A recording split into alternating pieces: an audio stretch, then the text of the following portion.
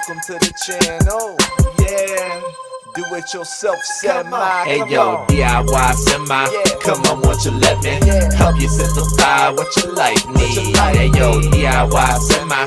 Come on, won't you let me help you make a profit in life's game? We gon' break it down, break it down. Come on, make a profit, break it down, break it down. Simplify, don't stop it, break it down, break it down. Come on, make a profit, break it down, break it down. Simplify, don't stop it, ayy.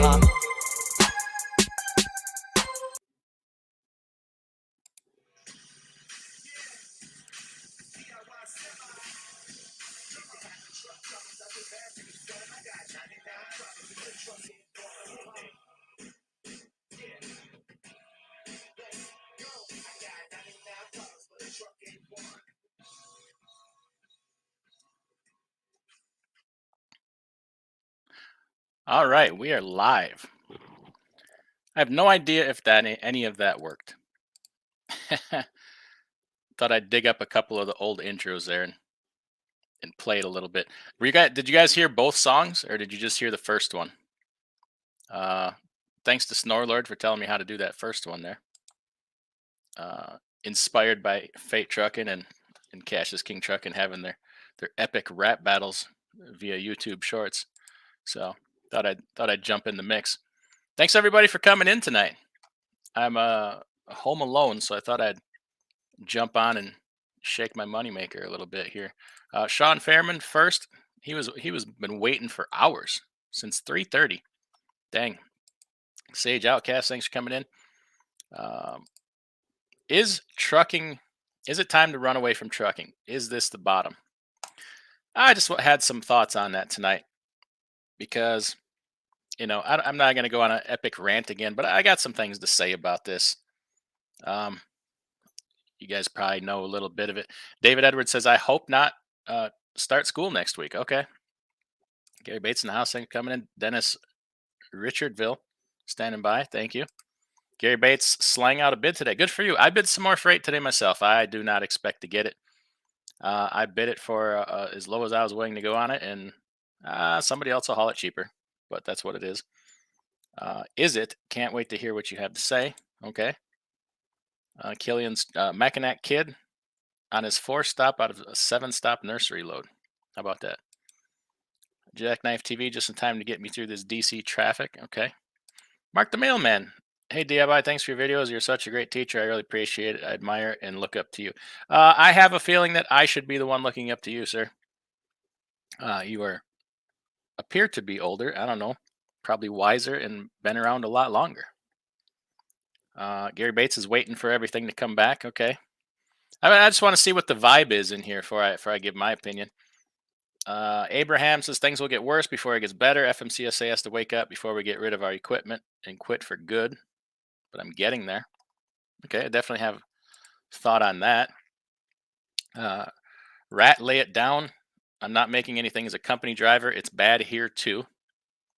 That's discouraging. Fate Trucking in-house says boom. Thank you. It says, let me guess, busy working. We're always working over here. Always working. Last night we were working, taking phone calls in the middle of the night. That's how we do it. Stuart the Hobby Trucker, I'd be asking the question, is it time to double down in trucking? Oh, maybe we'll talk about that too. DD McGee says you can run, but you can't hide. You put too much of your life into it. Could be. Operators like you can still make it work. Kick ass and take names, man. Well, we try. We try. Cents per mile says, that's it. I parked my truck for this. It better be good. Oh, oof. I can't live up to that cents per mile. You should know better than to stop anything you're doing to listen to me. Should I sell my truck and become a TQL broker? Ooh. I hear you're going to make a fortune if you do. You're going to make a fortune. Although everybody's going to protest you. You ain't going to get your freight moved. So this is just what I hear. Is there really more money in being a broker? Not for me. Definitely not for me. I'll tell you that. I'm always interested in what this man has to say. Well, thank you, George Wilson. This trucking life in the house is nice intro. Okay. Oliver said he could hear the He could hear the intro. Okay. Ryan Peterson says, share this out, like this up, get more people to come in. Well, thank you, Ryan. Or Edward Snowden, if that is your real name. Snorlord says, yay, intros. Yeah, Snorlord showed me how to put that video file in there. And I got to learn how to do polls. I wanted to do some polls tonight, but can't quite figure out how to do that in StreamYard. I know Cash does it, but he might use an add-on attachment to do the polls. I'll have to get with him on that. Don Schunger in the house, good evening. D. Compton. Fate Trucking says, hashtag Fate Trucking did it first. No, I was doing that with my videos back before you even had a channel, young sir. I just gave up on it because people really hated it. So I stopped with the intros. Malik says, what up? Thanks for coming in. I must have the wrong channel. Yeah, no, you're in the right place. Gary Bates says, Farced. Not quite. Not quite. Keep trying. Trucking the T-Bone. 254 New Dawn says, thanks. WT John. A lot of new names in here tonight. A lot of new names. Thanks for the participation. Company driver, we're getting one load, then our 34-hour reset. Okay. Greg Zemmer in the house. James Bartlett. Zachary Ricketts. Hope you have good news. Oh, well, it's like anything else. It's all how you take it. It's all how you take it. Jackknife TV, here's a 5 for shaking your moneymaker. Now dance that pole. Thank you, sir. RB, well, at least you have the largest rail merger Canada. Means rail freight and every YouTuber having people make $20 a week, making a little more. Is there pressure? Yes, but how much can it cycle before? Yes. So we'll do more. We'll do some more comments here. With both feet, hello from a drifted over road somewhere in Oregon. Oh boy, I can't call out, but I can stream YouTube. That's weird. Waiting for the grader to clear me. Oh, stuck in a blizzard. That sucks. So anyway, what were we talking? Well, first let's talk about if this is the bottom. Unfortunately, nobody knows. I would say probably not. Probably not. I would really like to believe that. Unfortunately, we just don't have any data that would really support that. And a lot of times you really don't until you've already hit the bottom and are coming back out of it. So that's really hard to tell. But what I would like to say about that is to be prepared. A lot of you have gone through this downturn here. You've made it this far. It's time to sit down and do a real deep analysis of how far you can ride this thing down, where you're at, if you're wanting to work for the amount of money you're making, if you want to continue, and if you're okay. You really need to have a good grasp on the numbers to know if you're okay, because that's going to decide everything else that we're going to talk about tonight. There is a distinct possibility these could be the highest rates we see all year. Not saying that's going to happen, but it is a possibility. Produce seasons are starting. They're starting off pretty weak.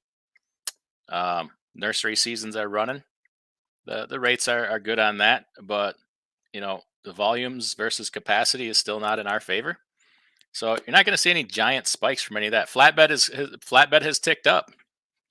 I was looking at the information on that. Flatbed's had a little spike here in the last week or so. Reefer has ticked up a little bit. You're having your seasonal produce seasons and such for reefer. Dry van is still pretty flat. But that's the most, most of the trucks out there are dry van. So you're going to have the biggest capacity glut in dry van. So nobody can tell you this is bottom or not. Even the mighty freight waves. We still have potentially a lot more serious news in the economy. Who knows where we're going with, conflict globally. Inflation is still a thing. The inventory levels are super high. So time will tell. But once you sit down and figure out, am I okay? Put all the hype aside and just find out, hey, am I okay or am I just buying the hype? Then we can start to make some decisions, because I've been thinking about a lot about this lately. And I've said a lot that I think it's going to be a long, hard summer. And I really think I really believe that. I'm not over that. I haven't changed my mind. But what I have started thinking about a lot lately is, man, Everybody's running to the door. Everybody's running to the cliff to jump off. Everybody's running down the doom and gloom path. And in relation to that, freight waves. Like, I'm starting to sour on freight waves a little bit. I think their information is really good. It's really handy. It's accurate. But at a certain point, do you need to be told every freaking day how bad it is? Do you need to see a new freight waves article every day about how devastated this is or how much that sucks? It's going to wear on you, man. At a certain point, and I'm not denying it's not accurate. It's accurate, but it's noise. It's just like watching, pick your favorite news channel. It's like watching CNN 24 hours a day, 7 days a week. It's going to wear on you. You're going to start to see things a certain way. You're going to lose hope, lose optimism, lose the thought that there's any chance of the return of normalcy and that everything's just bad and it sucks and there's no good in the world. And I hate to see freight waves become that, because their information is good. It is valuable.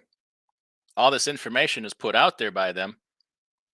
They don't tell you what to do with it. Well, to an extent, they tell you what to do with it, but that could go a little further. But that's not, I understand that's not their job.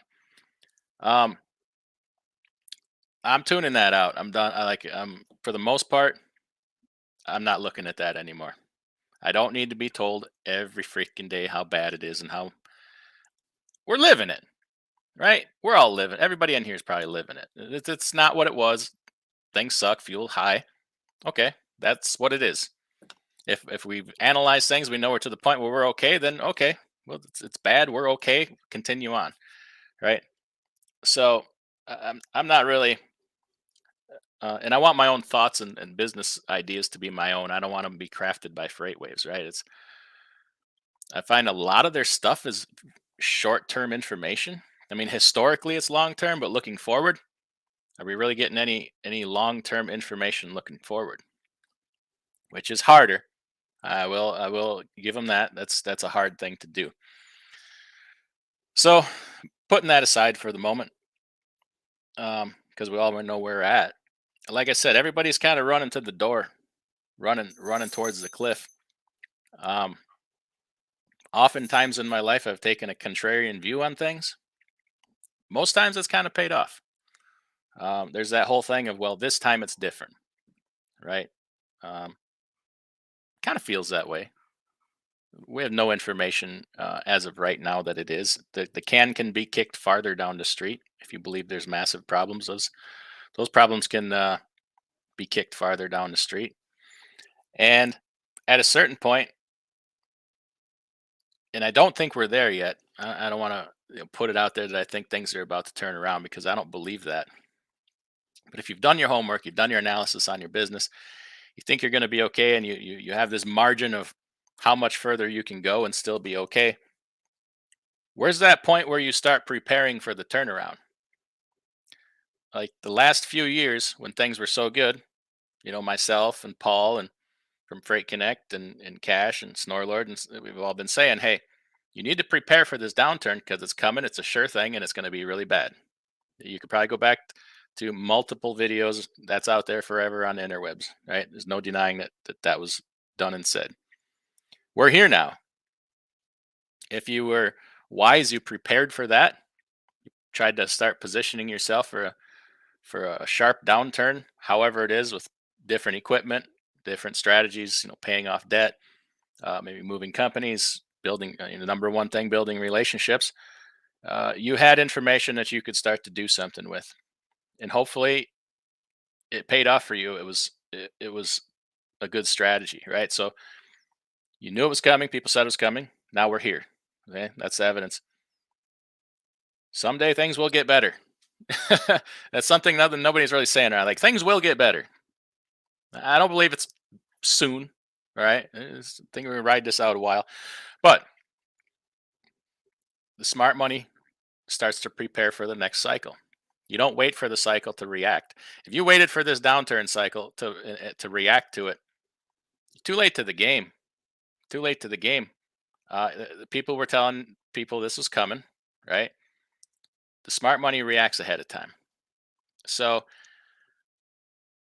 how soon is too soon to start preparing for the next cycle?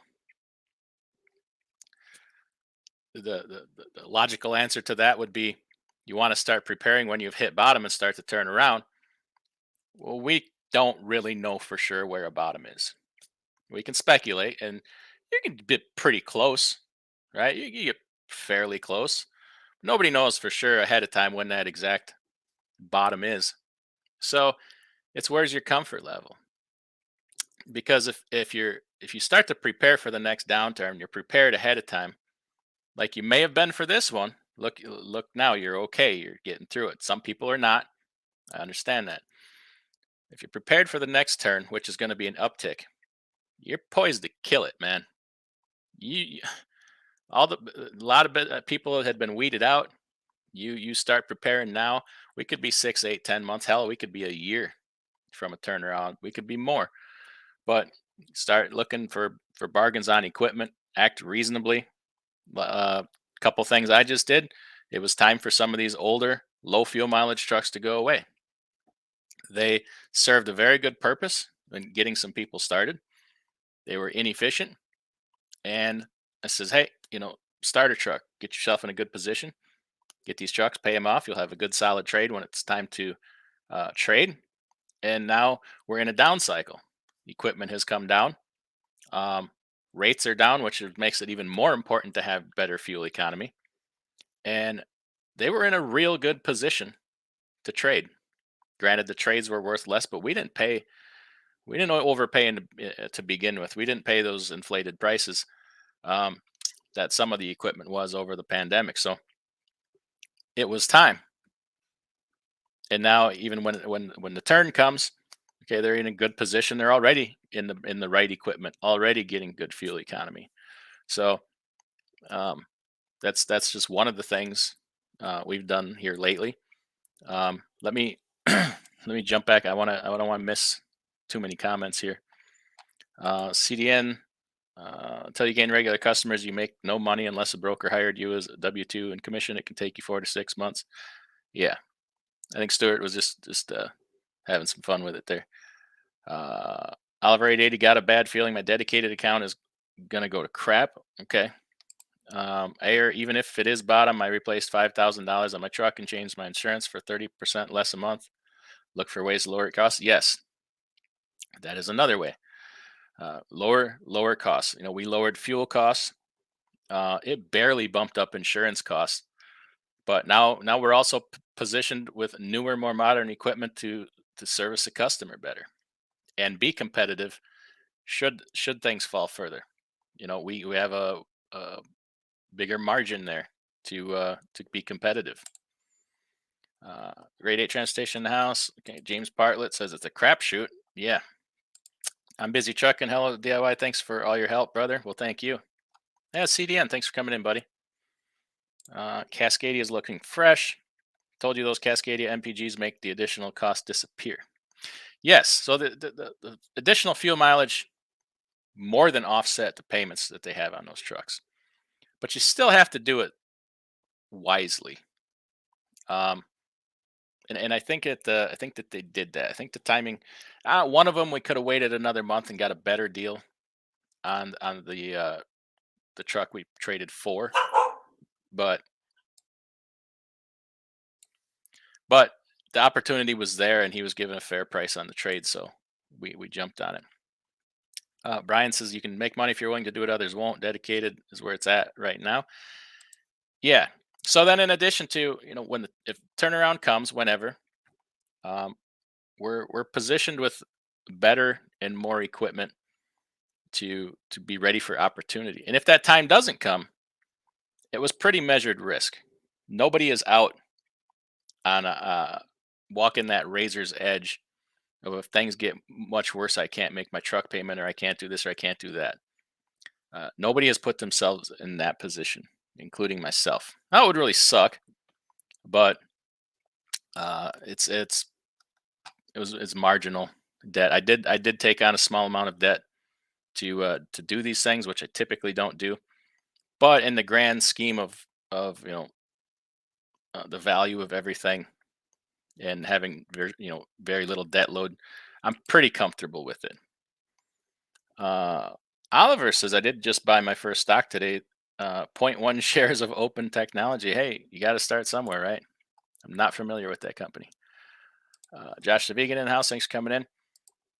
This Trucking Life, if you log into YouTube Studio on your phone, you can get into chat and make polls there. Okay, well, I'm using the StreamYard Studio, so I can't do that in here. Jerry Sun, hello from Anderson, Indiana. Jerome Jones, Miss Vegan. A couple vegans in here. Holy cow. So that's my general thoughts is I- maybe I'm a little biased because I've read a lot of business books, things like that. But it seems to me that eventually you got to stop following the herd. If the herd is running towards whatever, most times that person that just stops and says, "What the hell am I running for? Is this the right way to be going?" I can see from way back here at the back of the pack that all these idiots are going to fall off a cliff in about another 100 yards. Maybe I need to be the guy that stops, uses my head, turns around, runs the other way. Sometimes that can be a mistake.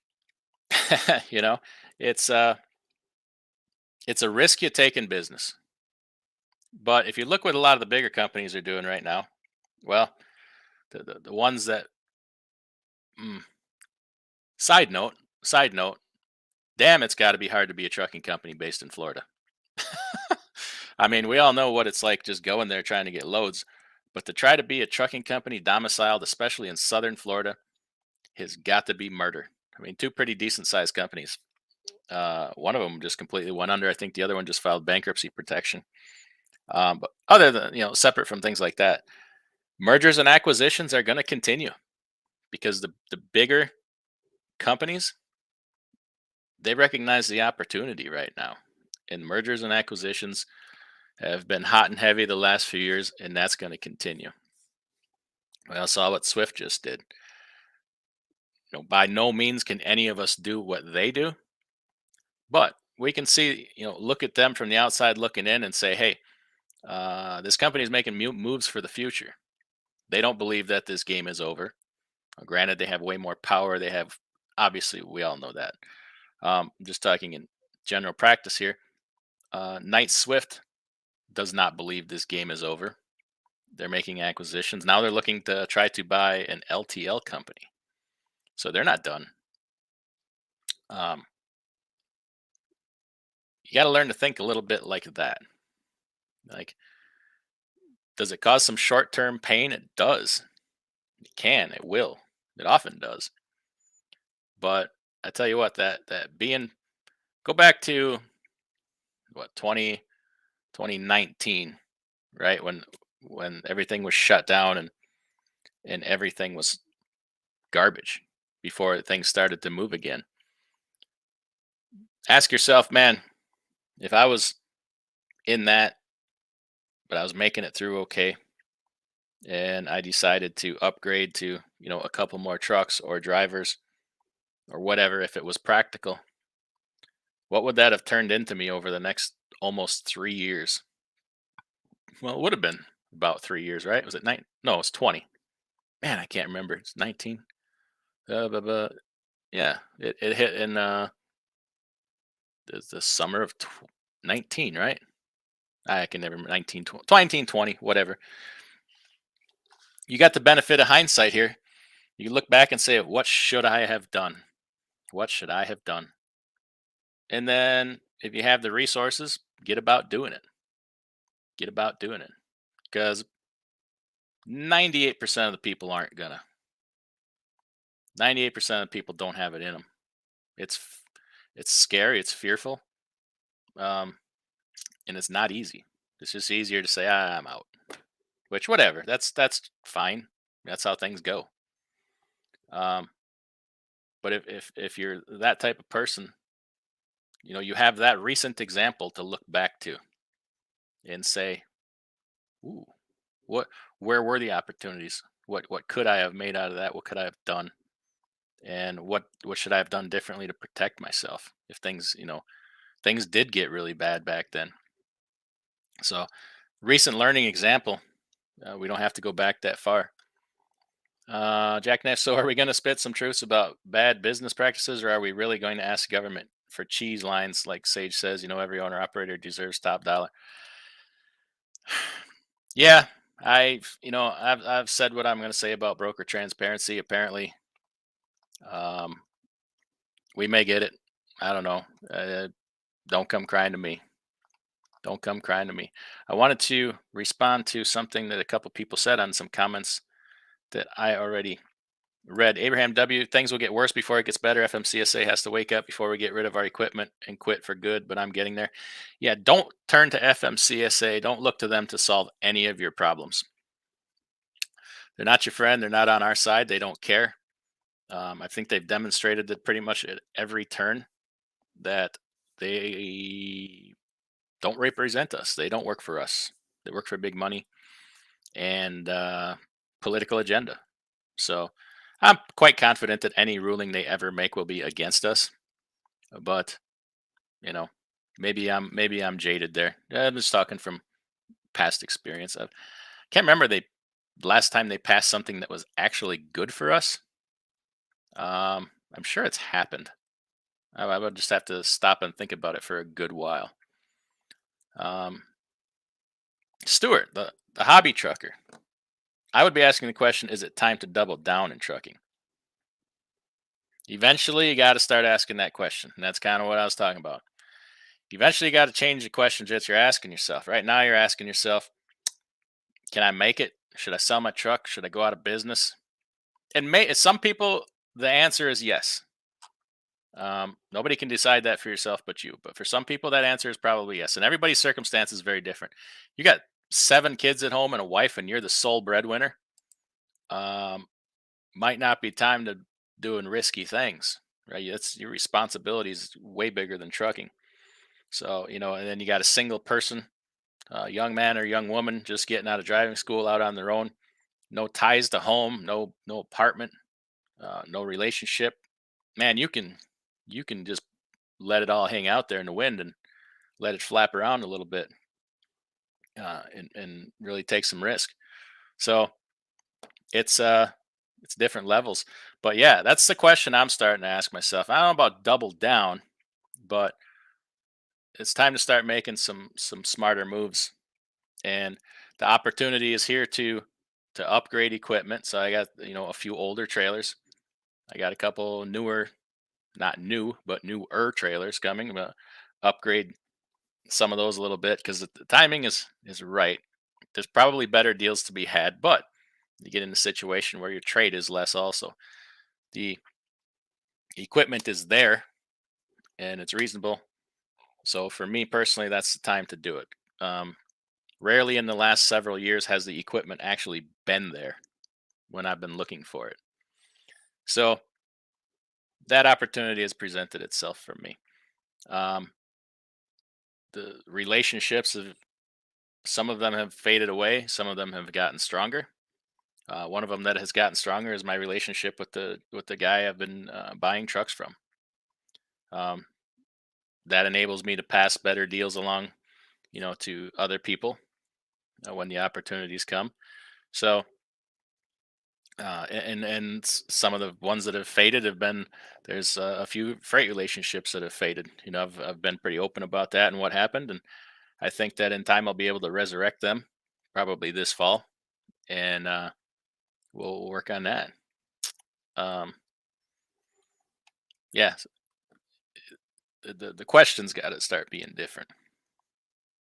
I think you can run, but you can't hide. Put too much of your life into it. Yes and no. I mean, I have a lot of time into it, definitely, absolutely. I had a ton of money into it.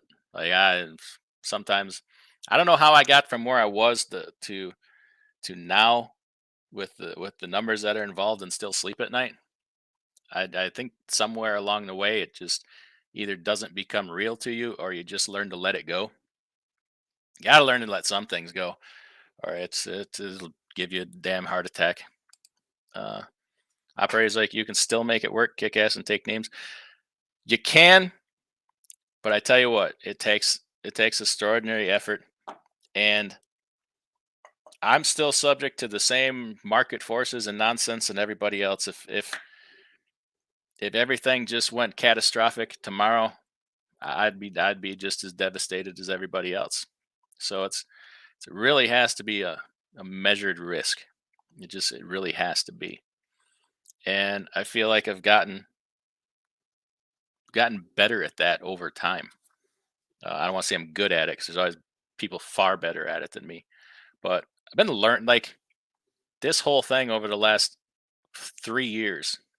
Like I have learned so much, but I've also become really confident in my decision making abilities and the decisions that I have made. But you gotta watch. So you gotta have somebody that keeps you in check. And I have a few people in my life that do that because you can walk that line of getting a little cocky. And I think I don't end up that way because of the fear that I have. Like I've worked very hard for the money I've accumulated in my lifetime, and I'm scared to death at certain times to lose it. So we try to be very careful there. Um, okay, let me jump back down some comments here. I think I missed a super chat. Let me go. Geez, I'm way behind on the comments. Holy cow! Fate trucking, $20 super chat. Thanks. Well, thank you, thank you. I'll send out an invitation in a little bit. I just got some things I want to talk about here, and so a couple things I want to know from you guys. Um, am I premature on this? Because I do actually value people's opinions. There's a lot of people that have been around a lot longer than me.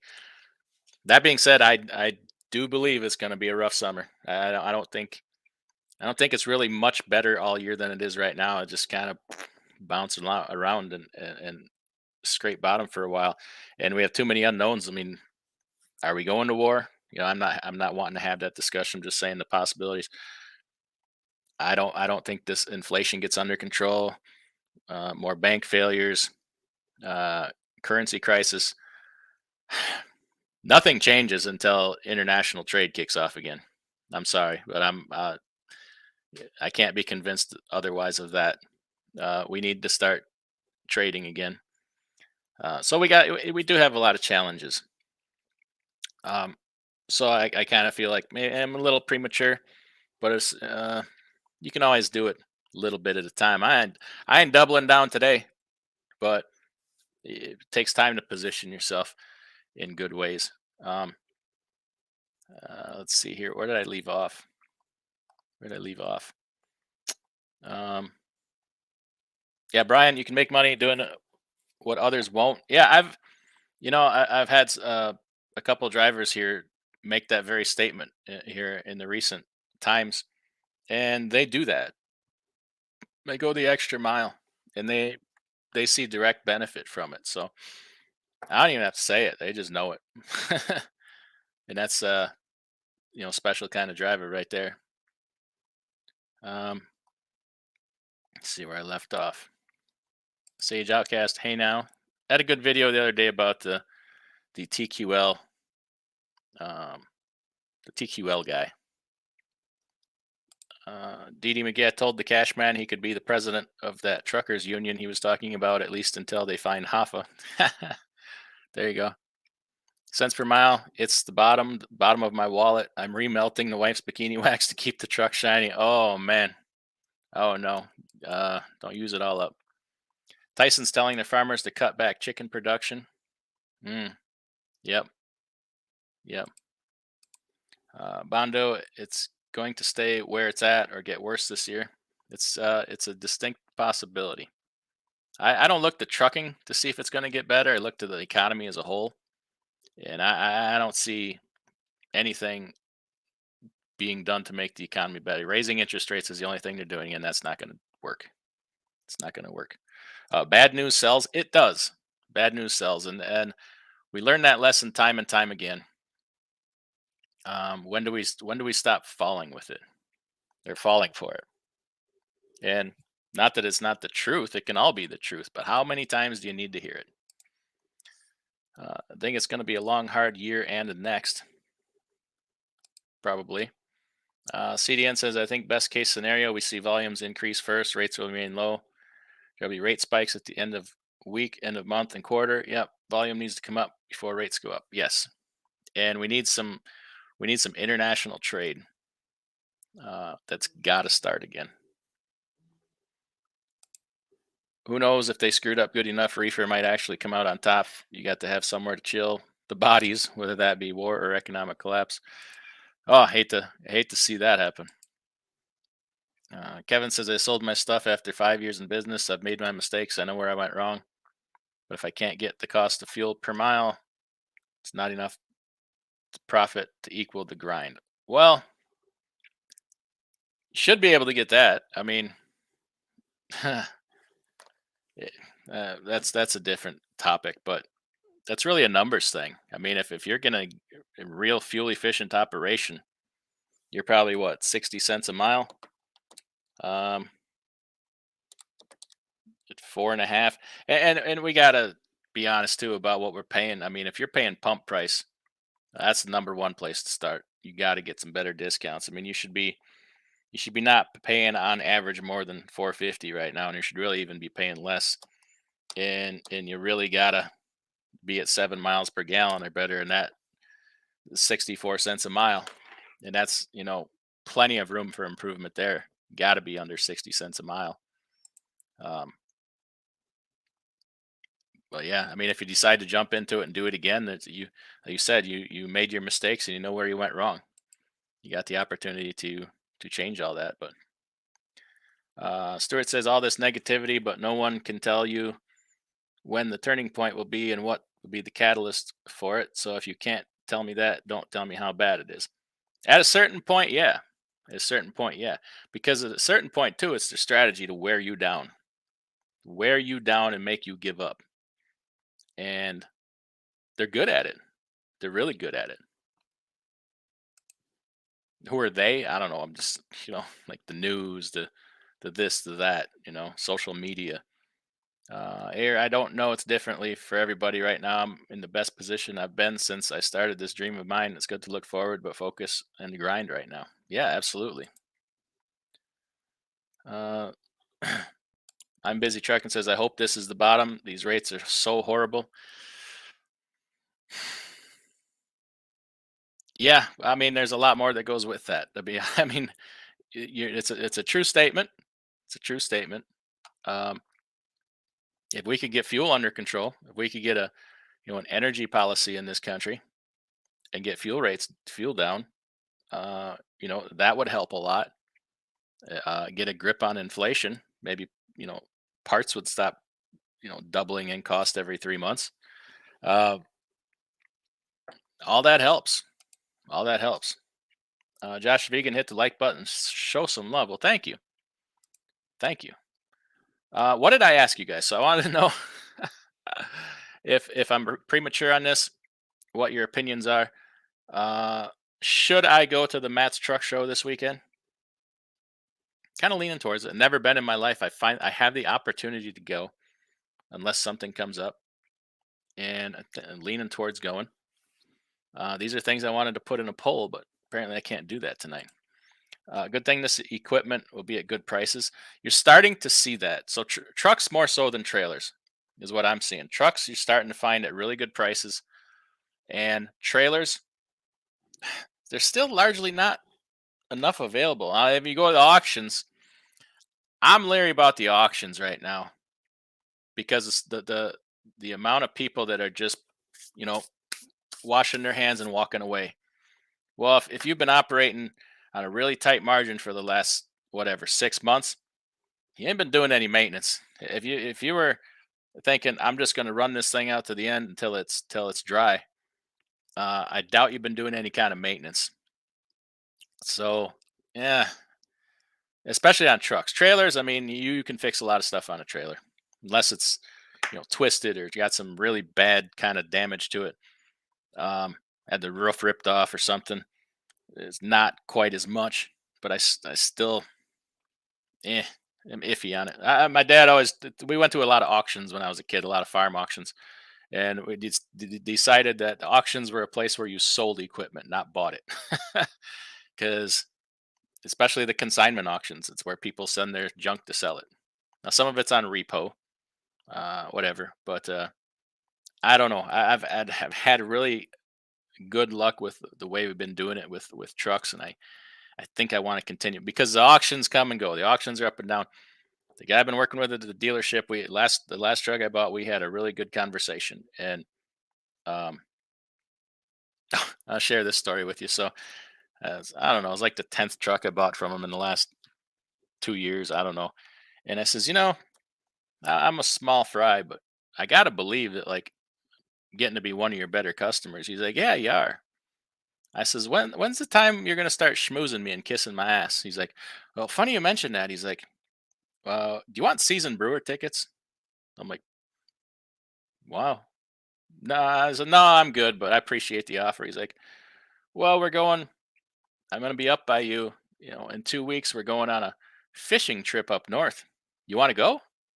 And I'm like, I appreciate the offer, but no, nah, it's not really my thing. And I says, how about when you come up, you take me out to a Chinese buffet? He's like, done. He says, I'll be there like next Wednesday or whatever. I'm like, I don't really want to go. I just wanted to know that you would take me. I says, to be honest with you, I'm kind of a putz. I says, I like to stay home. I don't want to go anywhere, but I just wanted to, for you to make the offer. He's like, if you ever change your mind, I, we'll go. I'm like, okay, I appreciate that, but you really don't have to. Says, just give me good deals on the trucks. You don't need to schmooze me. He's like, deal. So we're kind of getting there. And, he calls me when anything comes in my wheelhouse. So granted, I'm not made of money. I can't buy everything, but those things continue to happen, over time. Really, it's one of the things I've learned is like how, obviously not any kind of size of some of these bigger companies, but how they do things when people start to bring deals to you and people come to you with things, and when people actually seek out your business, and they genuinely want it, what what can be done, getting the inside track on some things. And it helps. It helps. And knowing that he's not going to sell me every piece of junk that comes across the lot. There's a couple ones he's told me, I don't think you want anything to do with that one. Well, I appreciate that, because he knows if he sells me that one, it turns out to be a rolling heap. I ain't coming back for that next one. And he knows that I'm coming back for the next one. So that's been helpful. That's worth, at a certain point, some of that, you got to put a dollar amount on that. It's worth a certain amount of money. Um, so yeah, trailer. I'm still working on that relationship with the trailer guy. I haven't bought enough from this because during the pandemic, when you couldn't get trailers, I was buying from a guy out in South Dakota, a guy here, shopping around because you had to go with who had the freaking equipment. And I'm still working on the trailer relationship, but it's been good. Um, it's coming along. Jackknife says, "Where's that beautiful bean footage? Come on, show us some of these new Cascadias you picked up." I did a video on the one, the most recent 20, is that 2018? Yeah, 2018. The 2019 is largely the same, just no brush guard, and it's got a black grill instead of a silver grill. And then you've seen Fate Trucking's International. Has he done a video on that yet? I don't even know. Things won't turn until 2024 and the election. That's a distinct possibility, but honestly, I can't control that, so I don't even want to get into it. It's just more, you know what I mean. Uh, I certainly have opinions. I just like to talk a lot of politics on here. So don't much care to argue. Bondo says, you don't know when the bottom is, but when your profit margins are getting slim, even with the adjustments in the market, I can safely assume we are near the bottom. Maybe. I mean, things can go catastrophic. We never know. It's a good indicator. It's a good thing to watch. I Economically, for the country right now, we're not in a good spot. We'll just say that we're not. We're very weak right now. CDN's reality is we won't know what normal is. There's a new normal to be established for 23 to 28. Yeah, there's always a new normal coming. So we never know what's going to happen, and people are going to capitalize. Like what? Here's the thing we haven't seen yet, and this is going to happen. I don't like it. Y'all don't like it. they can't deny the reality of what's going to happen. People are going to capitalize on this downturn in the different ways, shapes, and forms.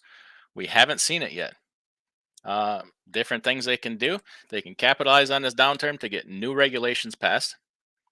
I was just reading, and I think I'm going to do a video on this. Yeah, I'll probably take a lot of heat for it, thinking that I'm in favor of it, but I'm not. The rules have been proposed for the rulemaking for autonomous trucks, and it is absolutely no different than Pfizer writing the rules for the vaccines. It's everything that they're asking for is just ridiculous and nonsensical. And guess what? Uh, if they pay enough money, that's how they're going to get their rules written. They'll we'll have more electric type situations out there. These things that don't really in a sane world, they don't have any chance. In a world that's upside down and in a disrupted market, people capitalize. People got a lot of money set aside to try to capitalize on these different things. So we haven't seen that yet. We haven't. I think the first thing that'll probably happen is some kind of regulation. This People are pushing hard for that right now, and you're probably going to be sorry. It's not going to wind up on your side. It might be written that way in the beginning, but I can just about guarantee you, in the end, when it's all said and done, it will not be your best friend. It will be probably against you. You don't have to look any further than that than the AB5 law in California. Originally, it was supposed to be for Uber and Lyft and all those gig workers and stuff. Guess what? It's all said and done. Court decision was now handed down that Uber and Lyft are exempt from it, but AB5 is still there for the owner operator trying to lease onto a carrier in California. We were never even part of it in the first place, and then got drug into it, and then everybody else walks away scot free, and we're left holding the bag. That's how regulation usually works. So, hey, JH says, "Can you call me when you go live? I never get the notifications." Well, damn it. Just leave my channel on 24/7, and you'll never miss one. I'm thinking it's the best way to do it. Oh, 196 people in the house. Hit the like button if you would, please. I appreciate that. I appreciate it. I'm putting money on it turns around right about 6-8 months prior to the elections. Isn't that how it always goes, though? Isn't that how it always goes? And then we get some kind of October surprise. So paid off equipment is a beautiful thing. I agree. I really like that strategy. It takes time to get there, but it is one of the most worthwhile things. The whole argument, oh, but then you'll stick money into it and it'll cost you. Hey, let it cost me, because just the quality of life is worth it alone. So that's another, way of capitalization we haven't seen yet. How how does this looseness in the equipment market? Mm, uh, Boy, I haven't really thought that one through yet. Financing. How could the banks affect this? I'd have to do some thinking on that, but it can affect every strategy. Dealers are going to get hurt. Dealers are in an upside down situation right now. This equipment they're taking in on trade. A lot of these contracts were promised last year at this time. When the new equipment starts to come in, we have trade deals with these companies. We're going to sell it to them at this price. We're going to give them this much for their trade. They were locked into that. Now these trades are coming in, and guess what? They're $20,000, $30,000 upside down in these trucks. Granted, they never gave them that much in the first, not like we were paying, because they know they got to have some downside protection. But dealers are going to get hurt. They're going to be stuck with all this equipment they're upside down in. So we'll wait to see what happens there. I've experienced, a little bit of that already. Music City Transport, Mud Duck in the Desert says the splatter boxes are going out of business, and the ones left will be looking good on the highways and byways. Who is Mud Duck in the Desert, and what is a splatter box? I'm not hip. I'm not with all the cool kids. Tevin Long says, long live on the road, no bills with your own authority, save and invest. Oh, love life on the road. Okay. No bills with your own authority, save and invest. Oliver says 1,000 shares of Open Tech. Okay. Not familiar with that company. Classens Philip says paid off equipment made me a bit lazy and scary. I guess that's one luxury you can have. Another luxury you can have with paid off equipment. If you want to be lazy for a month or two, you can go be lazy. JH, I have money to pay off my equipment, but why? Why would I do that? Well, there's a number of reasons to do that. First, don't short yourself on cash to do it. Cash is Lack of cash or capital is the number one thing that will kill a business in the United States, statistically. Statistically, I had a banker tell me that years and years ago when I was young. That's one of the number one things I look for. But paid off equipment, number one, it lowers risk. It lowers risk. So there's risk to doing everything. The risk of being, if you go out and fall down and break your back next week, you don't have a truck payment to make. Saves you interest. And don't play that crap with me that interest is a write off. I can do math. Pay your truck off. Send me the amount you were going to pay in interest. I'll write you a receipt for a consulting fee, and you can take it as a write off. Okay. I'll give you that same deal. In fact, hey, I'll give you a little bit better deal. You know, I'll give you pay me a little less than you were going to pay on interest, and I'll write you a receipt. I'll take that income. What else?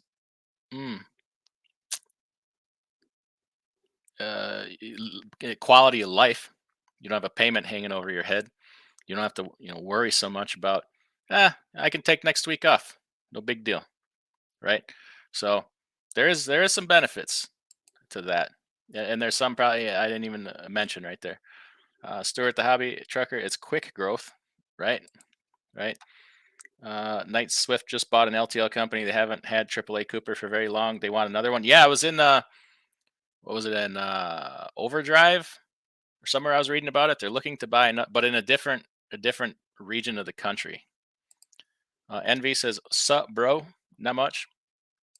What are some books you recommend? Which ones made a bigger impact on you? Perception on business." Ooh, so probably the number one, Rich Dad Poor Dad, one of the best-selling books of all time by Robert Kiyosaki. I don't necessarily agree with all his other books, but Rich Dad Poor Dad had a massive impact. Probably at a time in my life where I was maybe most open to it. After that, Win Friends and Influence People. Who wrote that? Was that Napoleon Hill? That was that's something like that. That's a good one. I read some books by Napoleon Hill. What was the one where it was a tale of what the heck was the name of that book? Think and Grow Rich. Think and Grow Rich, I think was the name of it. It doesn't lay out any plan for getting rich, but it inspires a train of thought to move you down that path of a business mindset. That was a really good one. And then I like some nerdy ones. There's one called The Millionaire Next Door. It's investing in statistics. It's very boring, but it's kind of inspiring to me. Just as a general money book, I like The Total Money Makeover by Dave Ramsey. Not really about business. Boy, I'd have to go through my library to give you some more.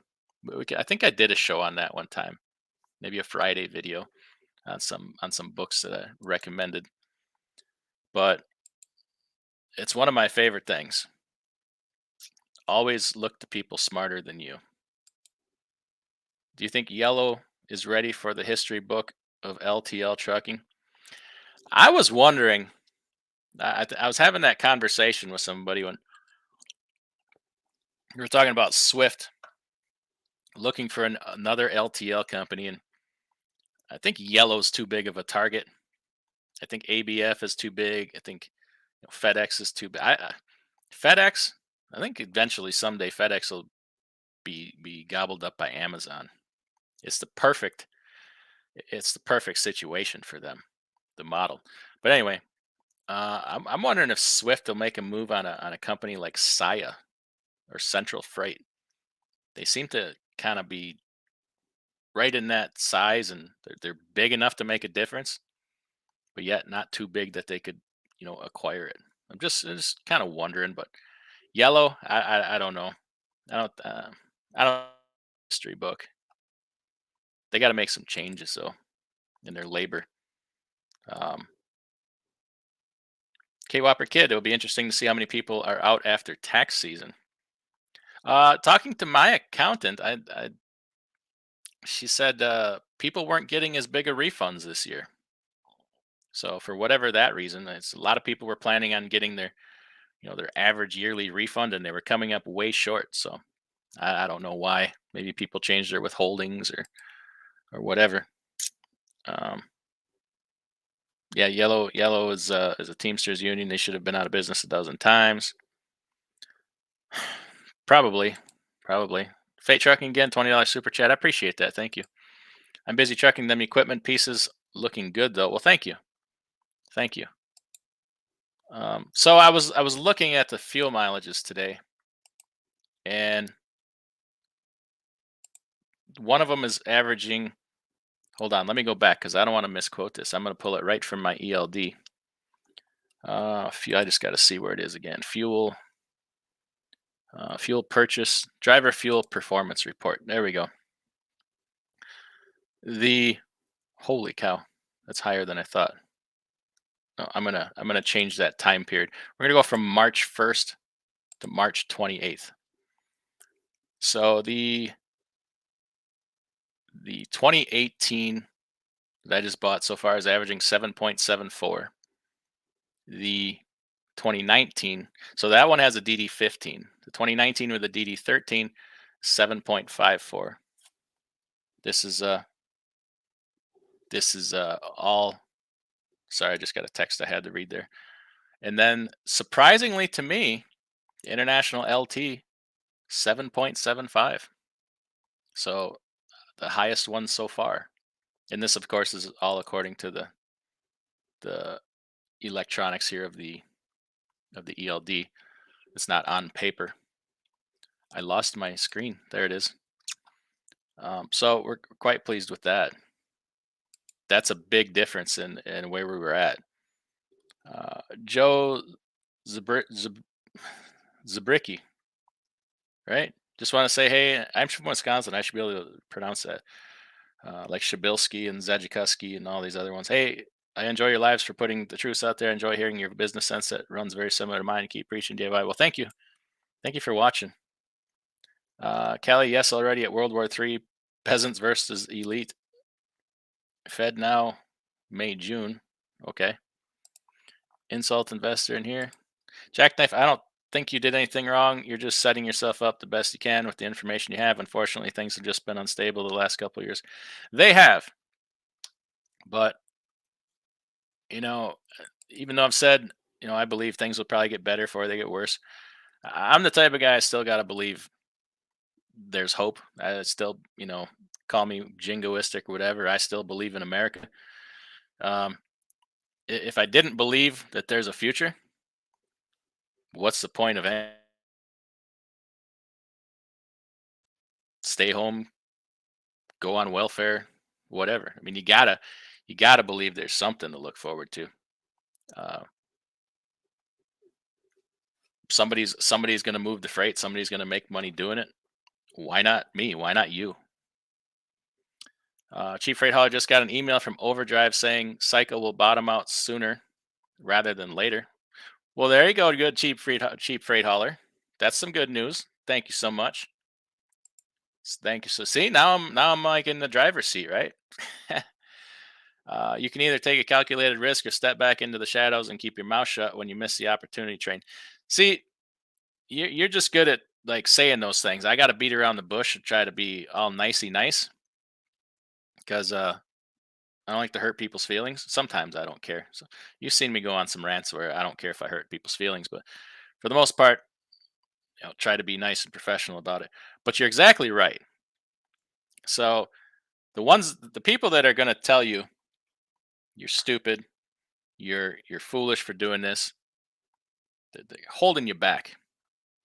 Don't let somebody else tell you what to do and what not to do. If you think it's the time, If you think the time is right for you, if you're in a good position and it's what you want to do, and you've thought about it and consulted about the only people in your life that matter, then freaking go do it. Don't let somebody see. That's the thing about social media. Social media gives everybody a very loud voice, even the people who, sad to say, probably shouldn't have it. you know, like I should never be able to tweet or get a message to George Clooney. Right? There should be no situation in life where I'm able to communicate directly with George Clooney unless I stand outside a 5-star restaurant and yell at him and he's coming out.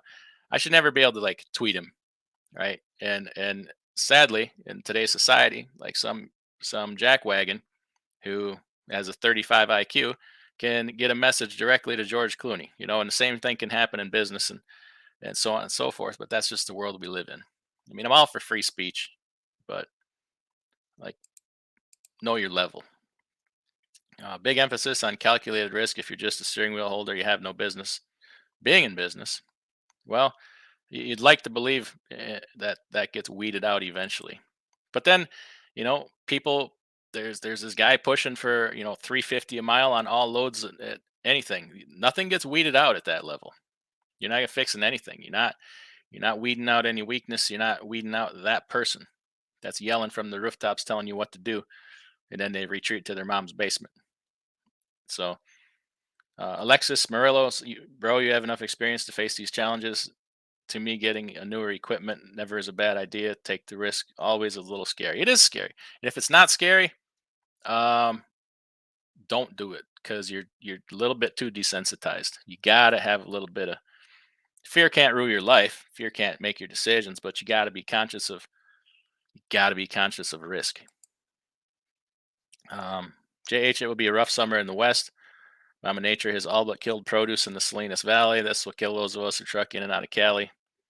Kudos to the hunger striking truckers. Yeah, the produce season has been very lackluster so far this year, where it has started, and there's plenty of capacity to handle it. Should it just go bonkers, so it really won't make a difference. Um, Killian's the Mackinac kid says if you're thinking outside the box, you can still make pretty decent money right now. Just got to get creative with it.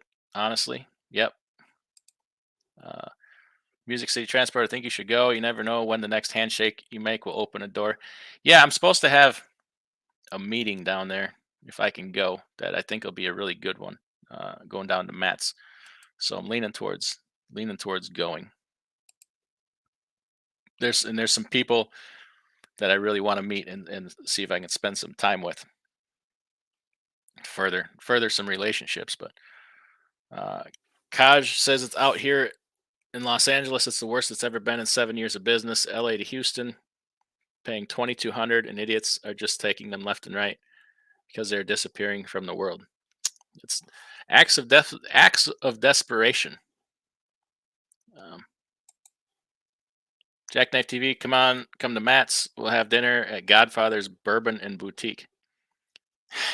That sounds good, but who's buying? That's the number one detail. Who's buying? Do we have a Groupon for that? I love me a coupon. Uh, Dennis the hobby trucker, I'm sorry, Stuart the hobby trucker.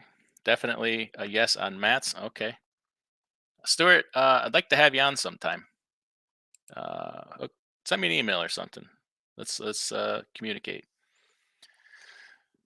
And Stuart has a Jackknife TV has a channel. Stuart has a channel. Definitely check out both of them. Auction rates for trucks and trailers were crazy good. Price is still going to go lower. Definitely going to be a buyer's market real soon. It's a buyer's market now. It's not as good as it's going to get. It's going to get better. So patience is good right now. Just don't be so patient that you miss, so-called bottom and get back in an upswing, or don't be so patient that you miss and you don't have the equipment when you need it. If you think opportunity is coming, be ready for it. Be ready for it. Go to Matt's and make relationships. Good business opportunity. Yeah, I have a good opportunity right now. What's this? Okay. All right. Sorry, I had to read the text there. I don't really get it, but I think it'll make sense to me shortly. I was gonna try to go to the truck show. Well, you can try. Don't waste your time going to Matt's. Wait for Waupun. I go to Waupun too. I went the last 3 years. Got my little nephew. He loves to go look at the trucks. We have a good time together. Trying to spend some time with him. What's up? Checking in from Matt's. You already at Matt's? Save me a parking spot. I'm not coming in the truck if I do come. I'm going to come in the car because I need to be able to go do some things with some people. So you're going to go to Matt's and someone's going to hit a curb and you have to go save the load. They're on their own. I think I got everything set up so I can step away for a few days, but I'll have the tablet and my phone and everything with me. So the laptop, still got to take care of things, but should be minimal. Should be minimal. Ishar, I've learned when buying from auctions to buy fleet trucks and trailers. Okay. Are you able to? Well, I suppose if they still have some stickers or decals, you can see where they came from. But all right. B Saunders in the house. Thanks for coming in. That's a sharp looking. Is that a Peterbilt or a Kenworth? That's it's like a Western Star. Your avatar. I can't tell. It's too small, and I'm blind. Kermit Erickson, do you have a podcast on employee misclassification, independent contractors in trucking? I've talked about it. My opinion is probably a little different than most. I'll touch on it briefly, okay? And then you probably realize it's not the information you're looking for. Largely, I don't give a damn. I will almost always at every point side on the side of personal freedom. So if you want to go to an employer and make whatever kind of deal you want to make with that employer, I don't want to interfere with your right to do so. I believe it's you could make a very bad deal for yourself. That's your business. Make yourself a bad deal all day long. Just don't, ask me to bail you out. Okay. It's not taking advantage of you if you know it going into it and it's voluntary. You can quit, they can fire you. Okay. So if you want to be 1099 with them, that's your business. I don't think it's any of mine. I don't think it affects anybody else. That's between you and them. If you want to do a W-2 with them, hey, that's your right too. It doesn't affect me. And I don't, we start trampling on one right after another. Pretty soon we don't have any left. And I think that that is such a voluntary situation where if you go to work for a company, so these Russian companies are famous for doing this, for you to go there and find out they put you on a 1099 employee. You don't have to work there. You can quit. And if you don't like it, you should quit because you don't want to get stuck with a huge tax bill. Are they violating the law? I mean, I'm not going to sit here and play IRS employee, probably. But you don't have to let them. It's you're free to leave. They're free to fire you. So that's that's my position on that. I don't have quite that position on everything, but that's totally a voluntary situation. Snorley says, Chinese buffet. Yeah, always in favor of that. We're always looking for that. George Wilson, the truck show is overrated. It's just entertainment like the auto show or RV and boat show. Well, I kind of want to just experience it. I am a sucker for new technologies. Or like not technologies, gizmos and gadgets. I'm a sucker for that stuff. And I want to see more of it all the time. Like I'll buy stupid crap to try it with the hope that it improves things. And sometimes you waste your money. Sometimes you hit on a real hidden gem. I took that chance on the Fuel Ox products years ago, and I could not be happier. And I like different aerodynamic gizmos, and I like to see the technology in tires and engines and all that kind of stuff. Now, do I want to go and look at the pretty show trucks? Not really my thing. Not really my thing. I do want to go some of the seminars. There's going to be some good ones. Want to sit through a few of those. I'm really hoping to go to this thing looking to learn. I'm not really looking to hang out and bro down with anything or anybody. I'm there to learn because I can bring home one strategy to improve my business. It could be the one thing that makes a difference. And there's one, I've been talking to this company about making a deal on something. We're supposed to meet. Their executives want to meet me before we sign the papers. And I think that's going to be a real productive relationship for myself and for you guys going forward. We're talking about doing something that's new for them and new for me, and we'll see how it comes out. But I'm looking forward to it. JH, I haven't moved my reefer in 3 months. Been hauling Amazon. Mostly doesn't pay much. Keeps you busy. People are nice. Don't have to think much. And not a broker to be found. Okay. All right.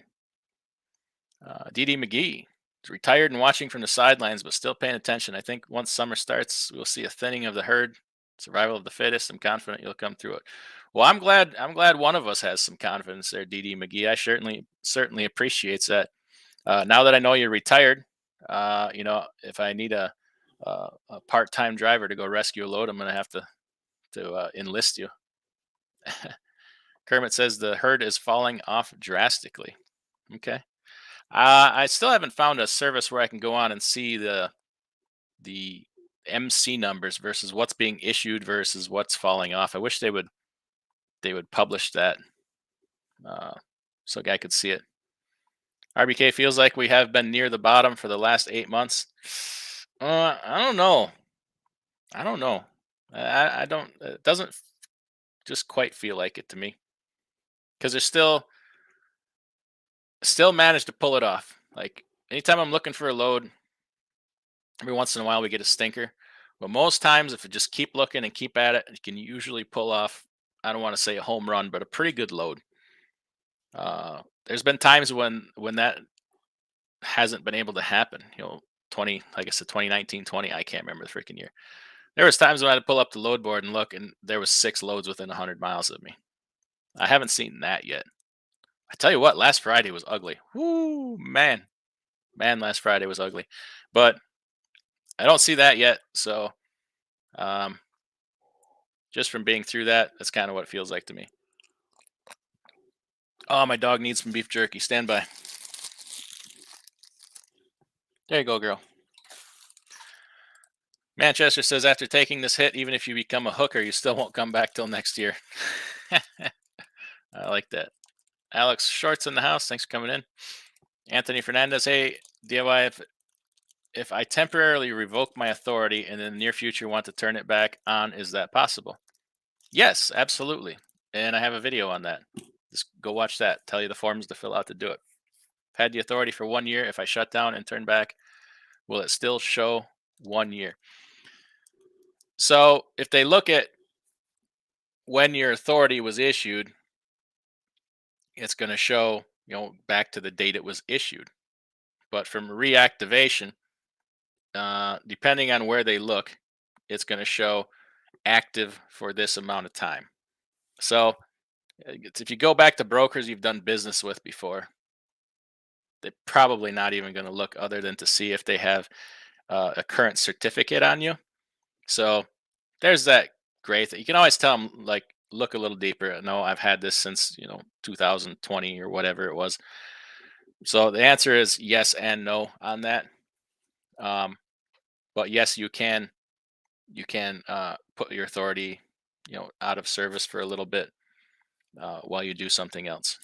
Just got to make sure you file the right forms, and make sure when you shut it down, you file all your final IFTA and weight distance returns. That's somewhere where they don't play. So if you just walk away and don't file your final IFTA, you will get a large bill and penalty in the mail when they figure it out, which could be 6 months, it could be 3 years. But that's a stiff penalty. You don't want to pay that.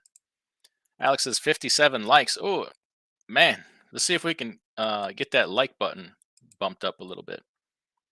No, Anthony, you revoke it, you lose it. No, that is actually not the case. And I've done it myself. So there are forms you can file.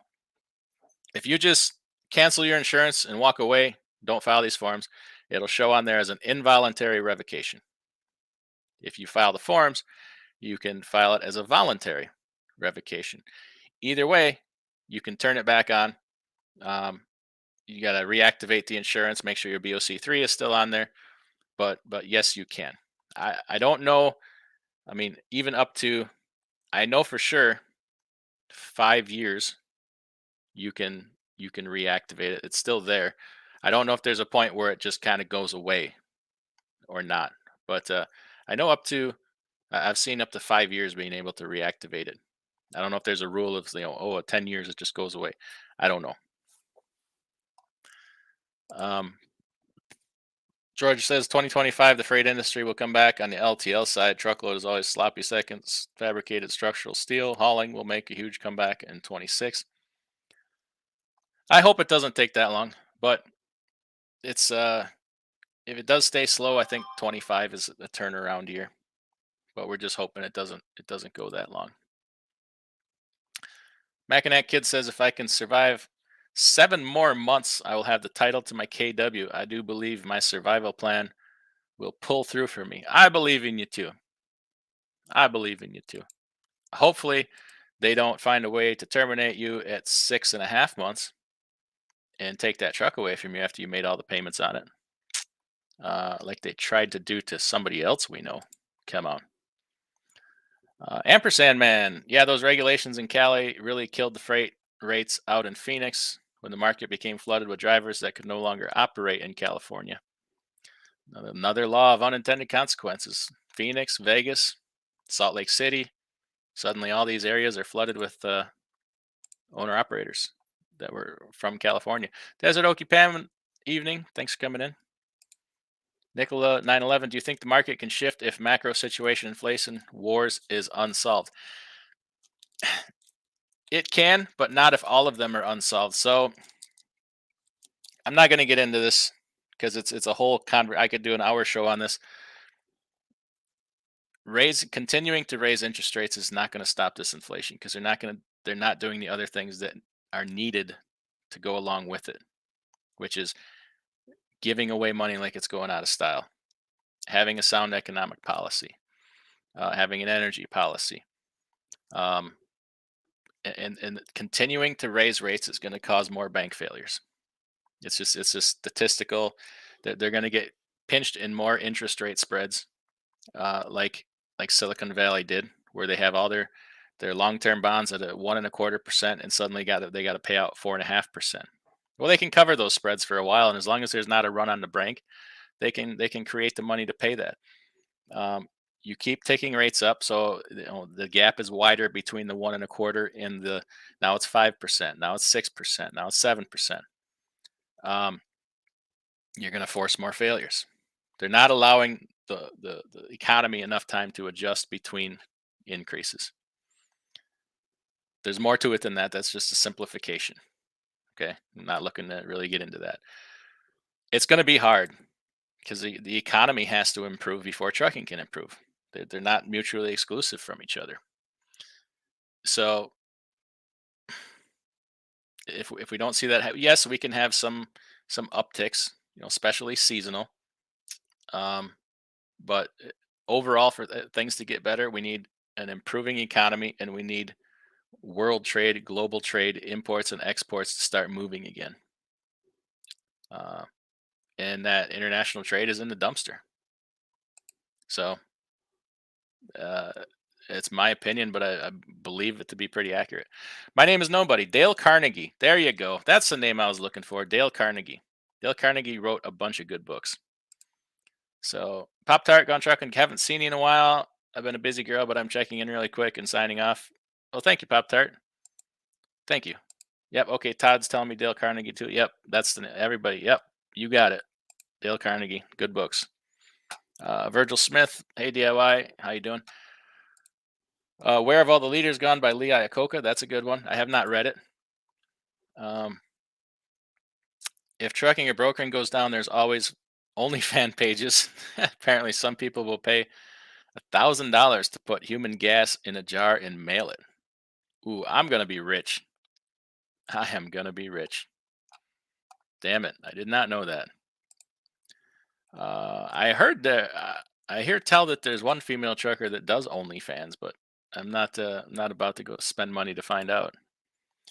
What about R&L? The founder just died of dementia. Really? I did not know that. I did not know that. I'm a big fan of Old Dominion. I think it's a very well run company. Very well run company. I gave RS 0. Nice. Well done. That's your duty as an American, right? Pay as little as you possibly can. I'm not being sarcastic. uh, yeah, we're not getting into that. Central Transport, I can see Swift buying them up. Yep, me too. Globalists and AI, bro, end time. Yeah, we have a little bit of fun with the AI, the chat. Wheelburner in the house. Good evening, DIY and chat. Thanks for coming in, buddy. Civil War on 18 and always for the greedy. Civil War on 18. I don't know what that means. Pay attention to your insurance and factoring companies. I suspect factoring companies are seeing days to pay by shippers extending. Insurance could be strict on claim settlement. Yes, I know they're getting seeing days to pay extended by shippers and brokers because I'm seeing it and I don't factor. Um, People are stretching those days to pay out, and I'm sure they're doing it to factoring companies too. And now they're pushing more claims. And if you have a broker you've done 20 loads for, maybe you're carrying 20 loads for them on the books, and you have a freight claim, they'll hold all 20 of those loads until that freight claim is settled in case they need to offset it. And most times it's in the contract that you sign with them that you permitted them to do that. So your recourse, you're going to have a hard time with the recourse. I recently encountered what I determined to be either a very, very incompetent broker, very inexperienced, or somebody trying to run some fraud on me.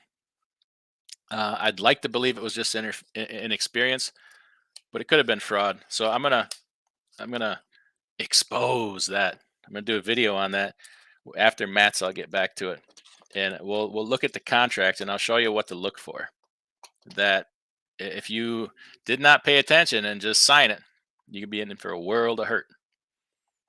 Because let's be honest, when you get them carrier packets, do you read every word? Do you read every paragraph, or just assume they're all pretty similar? But this might make you start to at least looking at some of the basics. Jonathan says deregulated again. All right, Coach Retvet. That's why I'm getting into the industry in 63 days, thanks to honest YouTube is like DIY. Oh man. Well, thank you. Good luck. Best wishes to you. Shannon Thomas. Good evening, everyone, from the nasty butthole truck stop of the industry, the 595 truck stop in Miami. OMG. Look up Asian Mai while you're down there. He'll come do a video with you. That's he has a little studio there right in the Chrome shop, but he's probably up in Matt's already, so he's probably not home. Why is fuel up and down $1.25 average east to west? Well, I mean, first of all, you got a wide spectrum of fuel taxes. You got states like Pennsylvania, a lot of your northeastern states, Connecticut, California, Washington, now Ohio, where they have sky high fuel taxes. Indiana's up there, Illinois. You can have 74.5 cents a gallon fuel tax in Pennsylvania, and then go to what is Oklahoma these days? It had been 13 cents. I think it's a little higher now. So you can have a big difference right there. And then you just got, your distribution networks, demand, Oklahoma's in the oil central, transport shouldn't be as high. There's pipelines, refineries. And then you take a state like Rhode Island, they have none of that. So you got a whole bunch of things that play into it. Whole bunch of things. Killian's, how was your day tailgating? He said he's tired and sore. AB says, I heard you say you got warranty on that truck for $8,000. How much was the truck price? I don't care to disclose that because it's a deal I have between me and the driver. So it wouldn't be fair. I have an agreement with them that what we do is confidential, and unless they okay me to say it, I don't. So I don't want to dodge your question, but it was market price. You could probably look it up and come pretty damn close, within $5,000. Reefer 77, lock your doors, Shannon. Yeah, definitely. Dennis says, I'll haul anything anywhere for $2.50 a mile. Billy Joel McKay, 1980. Yeah, it's everything old is new again, isn't it? We're right back to about 1980 rates, or even lower. Coach Retvet, I'll be at Matt's also. Okay. I'm gonna go, and y'all are welcome to say hi. Definitely say hi to everybody I can. The only thing I ask is if I have somebody with me, just please be very courteous to them. They're a civilian. They're just there, supporting me and helping me out. So, and I know y'all will be, nice and respectful and everything. So, but you're welcome to say whatever to me. Tell me my hat is stupid, which it's not. This is a stylish International Harvester hat since 1902, by the way. This may be my Matt's hat. I've been saving this one. I just broke it out. Lance Calhoun, I bought a new utility brand dry van last week, 48.5, direct from the factory. I had it within 24 hours. When I paid for it, the trailers are out there to be had now. Isn't that funny? Last year at this time, they were trying to get $100,000 for that trailer. That's how bad they were gouging. Last year, this time, a new dry van, they were trying to gouge for 100 G's. And now it's come back down to earth. I still think that's a little higher than they should be, but at least a man can afford one now. Fate trucking at cents per mile. That was great. Okay. Did I miss something here? Oh, I got to scroll a second. Oh, Fate trucking. Appreciate it. Here's a tip for the information you share. Thanks so much. Thank you for the super chat. Appreciate that. Aaron says FedEx ground is hurting at the moment. Contractors are getting cut loose left and right. I suspect that the contractors know that that's coming and it's intentional. Every once in a while, I'll go on a website. I got it saved in my favorites here, so I can't even tell you what the name is, where they post businesses for sale. And 80% of the businesses on there are always FedEx routes. It's been that way for a while. I suspect that FedEx will break that as part of their business model eventually. And some of these contractors know it, and they're trying to bail out while it's still worth some money. I'm not paying. Most of these rates are like routes are like $800,000 they're trying to get for them. There's just no way. There's just no way. You don't have time to recover that. What do you do? Will rates go up in the coming months? You'll have to rewind to the beginning there, Venu, and find out. Come on with it. No one knows. Okay. David Edwards, sorry I'm late. You're not late. Travis Weaver, TQL told me to boycott Matt's. Oh. Oh. We're gonna have to. Do we have to join TQL for a boycott now? Boy, I tell you what. With the amount of truckers that are going to Matt's, if I was a broker, there ain't no way in hell I would buy a booth at Matt's. You are gonna do nothing but catch holy hell all 3 days long.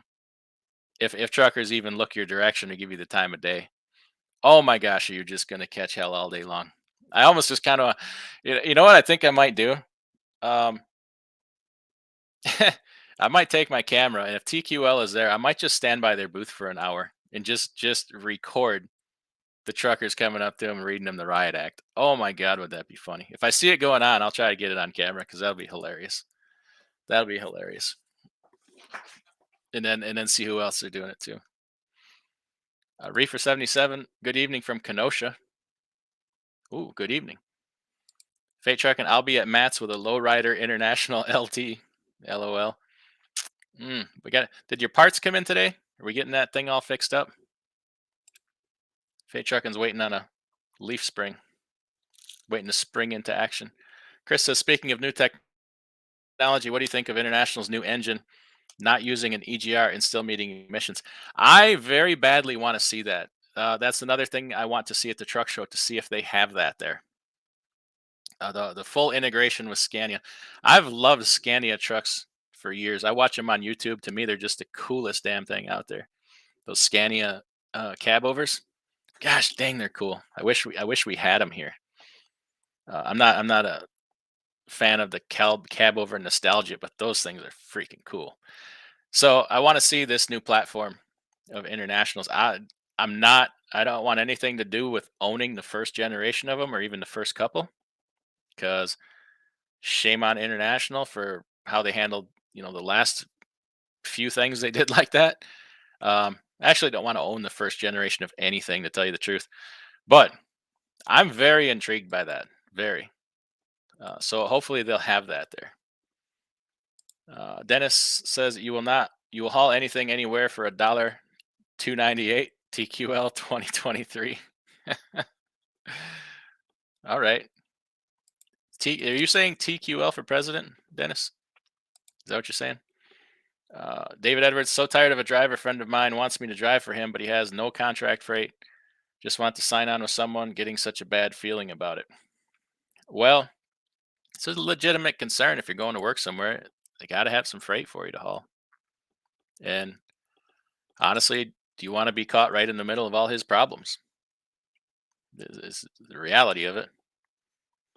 Come on with it. That's right, DIY. Even if you find one thing at Matt's to help your operation, it's worth the visit. Hopefully, you find several. I'm hoping to. I don't have a lot of faith. I think I'm going to find that one thing that's going to change everything for me. But it's also finding that thing. 10 different people can find that one thing, and it could be how you apply it. It can be how you apply it that makes the difference. So I don't know. I'm open to all kinds of new ideas. I'm excited about this. I don't know. Maybe I'll be really disappointed. Dart announced to us they closed down one terminal today. Oh goodness. Jackknife TV. I don't know. I don't think it's your kind of place though. Oh, it's a gentleman's club. Yeah, I don't think my travel partner would be too enthused about me doing that.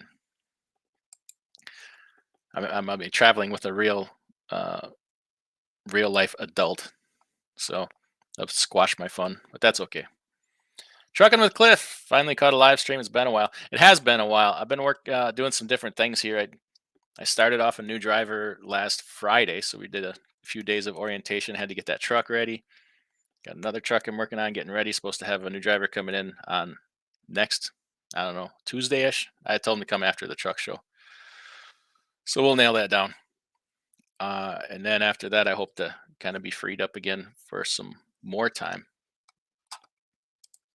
Jackknife TV, probably not with the show issue date, but most brokerages are worried about the reactivation date. Some of them will give you the benefit of the doubt. Oh, for the authority. Okay, yeah. Yeah. Although that's probably changed right now when they've tightened their standards. They've so now I've had from broken, and I haven't had a problem personally, but I know two people that I talk to on a very regular basis. Brokers are now pulling that stuff of, well, you don't have an inspection on your authority. Well, okay, then we go get an inspection. Well, now you don't have an inspection on the East Coast. The load you're trying to book's on the East Coast. You don't have an inspection out there. I'm like, well, they gotta have a freaking inspection in every state. What are we doing here? It's just any stupid reason not to sign you up as a carrier. And then you don't have an email address with your company as part of your domain name. Well, okay, I can have that done in about 10 minutes. So it's just, it's stupid. It's stupid. Oh, I got to get that comment off the screen. I can't be promoting that. Put your authority on voluntary hold is a lot better than letting it time out. Yes. Yeah, voluntary looks better than involuntary. Adam I. Hey there all. Can I get some honest advice on a T680 12-speed auto 500 horse Cummins, 308 gears, 435,000 miles? What years? Is that a next gen? Is that one of those next gens? I prefer the efficiency Cummins over the high power Cummins. They get a much better fuel economy, and it's a good option. It can't really find fault with that truck. Don't know what year it is. I guess I find no fault with you, sir. Other than it's all about fuel economy to me. So like to see that, spec a little better with the efficiency, the Cummins efficiency.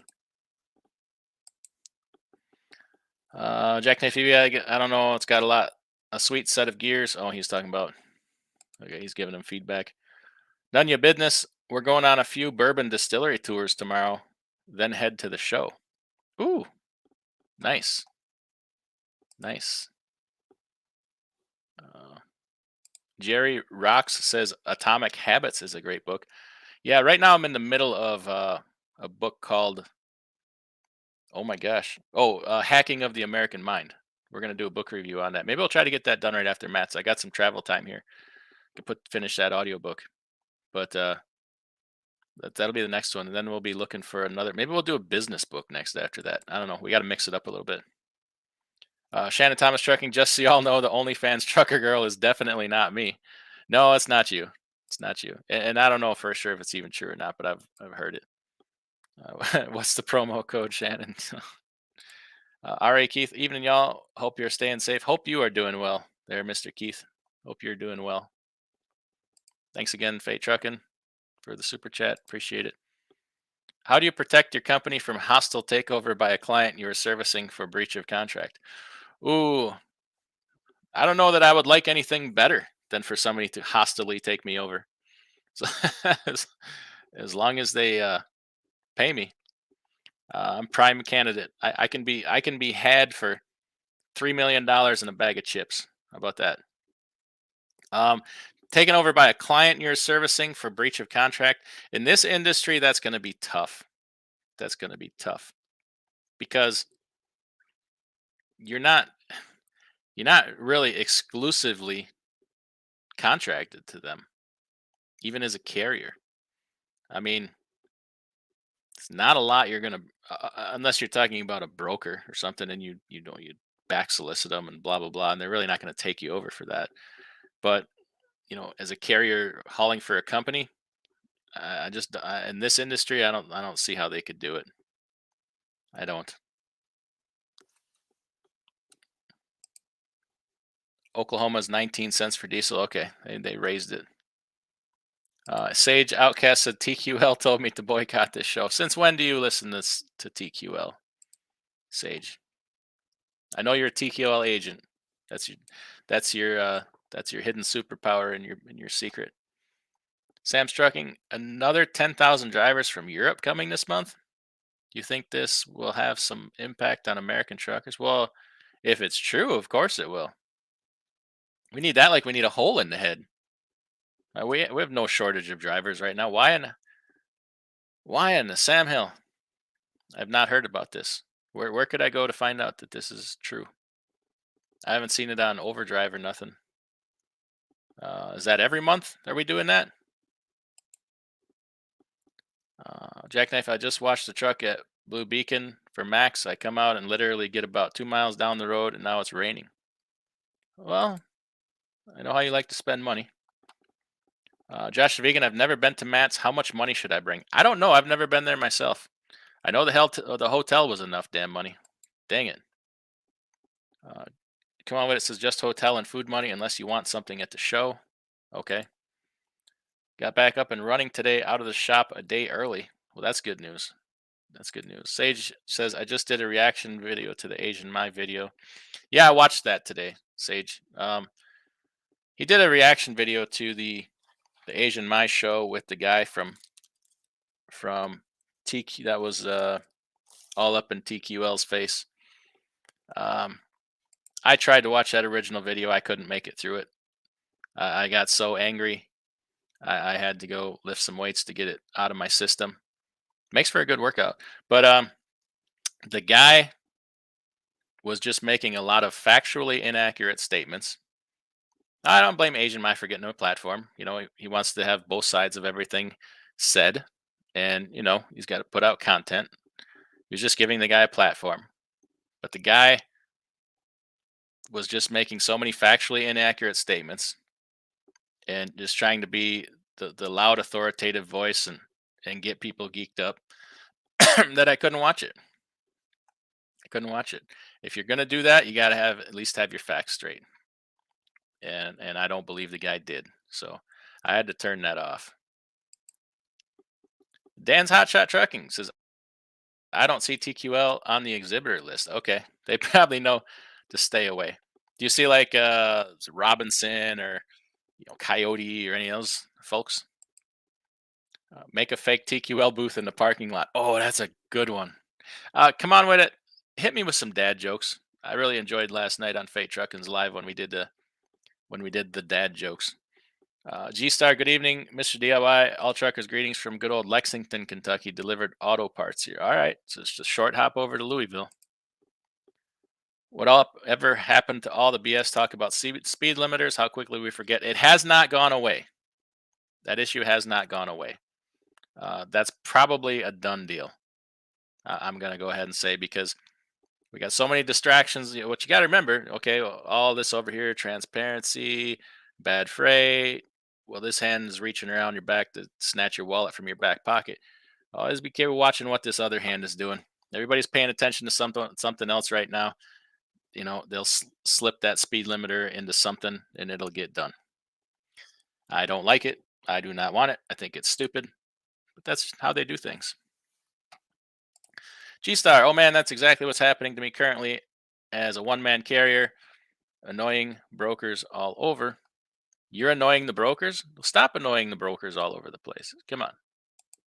Nah, gotcha. What do you think about natural gas to run your fleet like Ozinga Ready Mix does in Chicago? I tell you what, this probably surprised you, but I'm in favor of all these alternative energy powers. What I don't think is that any one of them should be given preferential treatment, and I don't think they should be mandated. I think they all deserve, I believe solar has its place, wind has its place, geothermal, natural gas, LP, electric, hybrid, they all got their place. Let us as consumers decide which ones we want. The winners will win, the losers will go away, and the prices will be more realistic to where we can afford them instead of everything being sky high because it's got different subsidies involved. So that's my opinion. I don't think electric cars are stupid, but I don't think there should be a law that mandate that all cars be electric. That is just dumb as hell. This country, could you imagine going back to the 1930s, or when even back farther than that, to the Industrial Revolution, and having to sit there for half the day waiting for your crane batteries to charge? They'd still be building half them buildings in New York City. I mean, come on. What's practical is practical, and what's not is not. This country was built a certain way. Industry needs to continue, not sit around and wait for your batteries to charge all day. There's different places for different applications. The law is blind when it comes to that. Struggling with Cliff, I've had several brokers tell me they can't ship because I don't have any inspections. Apparently, they don't realize it's at the discretion of the scale house and roll around DOT officers. Yes, not only that, but they don't realize hey, it could be a positive because this guy keeps his stuff looking really nice, in really good condition, and a guy, officer rolling down the road behind him can't find any reason to pull him over. Or you roll through a scale, they don't even bat an eye at you because you look freaking pristine, like a guy that knows what he's doing and takes care of his stuff. So that's just stupid. But right now, I understand. It's their way of trying to trim back some of the fraud, because all the fraudsters out there, they can't fake a DOT inspection updated onto their safer website. Okay, if you got a double broker or a fraudulent carrier, they can't fake having a DOT inspection uploaded to safer. So I do understand why they are doing that. Wish it was a better. It's a legit thing to do for them because they don't have a lot of ways that are that effective. That is like the number one way. You can't fake that DOT inspection being uploaded because nobody can upload that but the DOT. So that's. But to say you don't have one on the East Coast, you don't have one on the West Coast, you don't have one in this state, that's just stupid. That's stupid. Come on with it. Says like, share, subscribe. Best advice I heard all day. Thank you. Thank you. Like, share, subscribe, super chat, super thanks. Tell a friend. Tell TQL. Tell TQL. Come on. Freightliner with 400 horsepower versus 450. Uh, what the manufacturers are doing these days is lower horsepower, higher torque.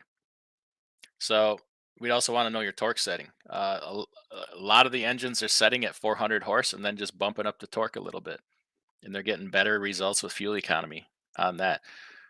Your efficiency Cummins, I think the DD13 we just got was set at 400 horse, and the drivers they don't complain. They're like, I don't, barely notice the difference. And with the fuel economy, they're like, I wouldn't change a thing. Now you go back to like an older 60 series or an N14, you probably want the little higher horse. Um, Theme for today's show: Don't tread on me. Oh, there you go. Little buddies, buddy land, locked in fuel, locked in a full weeks of dedicated broker freight before it gets too rough. 4 out of 5 over 310 a mile loaded. Congratulations. That's how it's done. Good for you. Anel Hasakovich, Scania V8. There you go. I want to wish somebody could bring a Scania here one time and import one just so I can go sit in it, drive it, play with the fancy lights. Why don't you shippers have such a hard time loading a 48-foot reefer? So I've been dealing with that. I have a friend that's asked me. He doesn't work here. He's not leased on here, but he's asked me to help him find a few loads here lately because he's been busy, and he has 48-foot spread axle reefers. I cannot for the freaking life of me get somebody to load a 48-foot reefer. They can have 10 freaking pallets on the load. They can have 2 pallets. They will not freaking load him with a 48-foot reefer. It is like pulling freaking teeth to get somebody to load a 48-foot reefer. If they look in their computer screen and it says 53 foot, by golly, that's what they want. Even if it's a partial load, 4 pallets. Nope, only load a 53. They're paying for a 53. They want a 53. I'm like, they could give a damn if it fits in the trailer. I mean, come on. So it's stupid, and it's one of those things where you put any old idiot, behind the screen who can't, have any kind of thought process of their own. Perhaps they're in whatever the hell country they're in, and they can only go by what's on the computer screen. So I've been actually dealing with a little bit of that, and it's very frustrating. Very frustrating. Come on, when it says, I think they charge you $10 or so to get into mats unless you're pre-registered. Okay. I applied for a media pass, got denied. So don't feel special there, Jackknife TV. I got denied too. Run, and then run like you're Forrest Gump. Okay. 7Cs, what kind of weight you throwing around these days? Yeah, it don't matter. Yeah. Because there's always somebody bigger and badder and tougher around out there, right? There's things I don't do anymore because as a younger person, I wrecked my shoulders in different sports and weightlifting and stuff. So there's certain exercises I don't even do anymore. Did Noah include termites on the ark? Good question. Good question. I liked the bartender joke from last night. Eddie says, yes, there's a bunch of guys coming from Ukraine as Oh, that figures. We got to bring refugees over now for something we're not even involved in. As refugees on a U4U program and get work authorization, go to CDL school right away. Within 2 to 4 weeks, they're driving trucks here. Yeah, I guess, don't even get me started on that. Keep the dream alive and hit the snooze button. I like that. Come on with it. I'm afraid of speed bumps, but I'm slowly getting over it. Oh, damn it, boy. See, Fate Truck, I think he would get these. Talk is cheap until you talk to a lawyer. That's right. Come on with it. What did the fisherman say to the magician? Pick a cod. Any cod. Oh, jeez. That one guy, I just got back into my truck after 5 months in Asia. I'm dropping $3,000 into my truck for road ready. Is it Gucci? Is road ready Gucci? I don't know. I've heard mixed things. Didn't they get bought out, or were they the ones that bought somebody out? Didn't they get bought out by like Panther 2 or something? Yeah, I got to send out a link. Truck, and I sent you a link if you want in. The dad jokes are here. I feel like I got to explain these to you. Where did I leave off? Did you know that milk is the fastest liquid on Earth? It's pasteurized before you can even see it. Ah, damn it! How are you typing these? You just must be copy and paste these from a dad joke book. Adam, it's a 2019 model Kenworth. That's a good truck. I know a few people that have had those. They love them. George Wilson, come on, gang, hit the thumbs up. Appreciate it. Come on, when it says don't trust atoms, they make up everything. Oh, geez. I think I missed some here. I'll come back. I want to get Fate Trucking in here so I can explain these to him as we go. I'll come back to some of these. The number 8 says, hey, I've been an owner-operator for 8 months under my own authority. This April makes 2 years of having my CDL. I enjoy driving my Western Star 5700E down the road, but it's been rough with rates. Any words of advice? That 5700E is a sharp-looking truck. I think I like the way those look. But yeah, have you done everything you can to get your costs down first? Understanding the rates are low, and I would assume you've done everything you can to get better rates. Maybe not, but first, have you got your costs under control? You making sure you're getting good fuel mileage with that truck? Is it the right truck for that application? Are you pulling around a reefer with a flat top sleeper, for instance? Maybe you need an air fairing up there. Are you in the right operation to begin with? Are you doing, do you need to be doing flatbed or reefer or van? I'm just spitballing some things out there. Really sit down and analyze your costs. That's the biggest thing you can control. You can control your costs more than you can control just about anything else. So sit down and analyze the hell out of that, and then go from there. Really, you can only get so much per mile. You can always work on your costs. Trucking with Manny, you have a few Scanias in Newark, New Jersey with the V8 engine. Really? I didn't think they were legal in the United States. I did not know that. I thought there was a reason they weren't here, because they couldn't import them. Adam Bennett, so basically as long as Biden is in office, we're screwed. Okay. Makes sense. I didn't say that. I didn't say that. I didn't say I didn't say it. Didn't say I don't believe it. I said I didn't say it.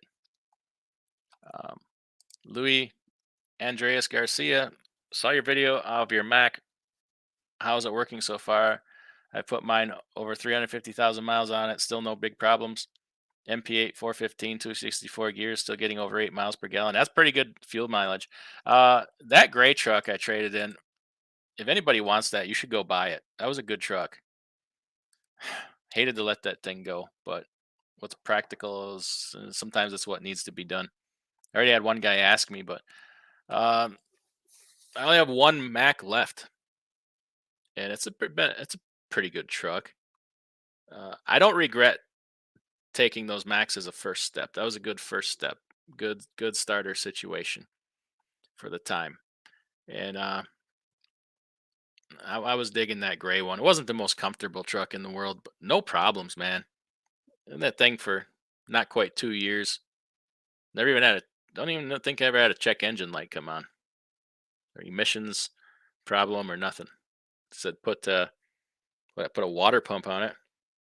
Put new brakes on the rear drives. Other than that, not too doggone much. Nicola, hey, how do you mean now even involved in Ukraine? I guess I don't understand the question. All right, we're gonna bring in. I'm gonna act as interpreter for some of these dad jokes. This is Fate Trucking. He has a channel.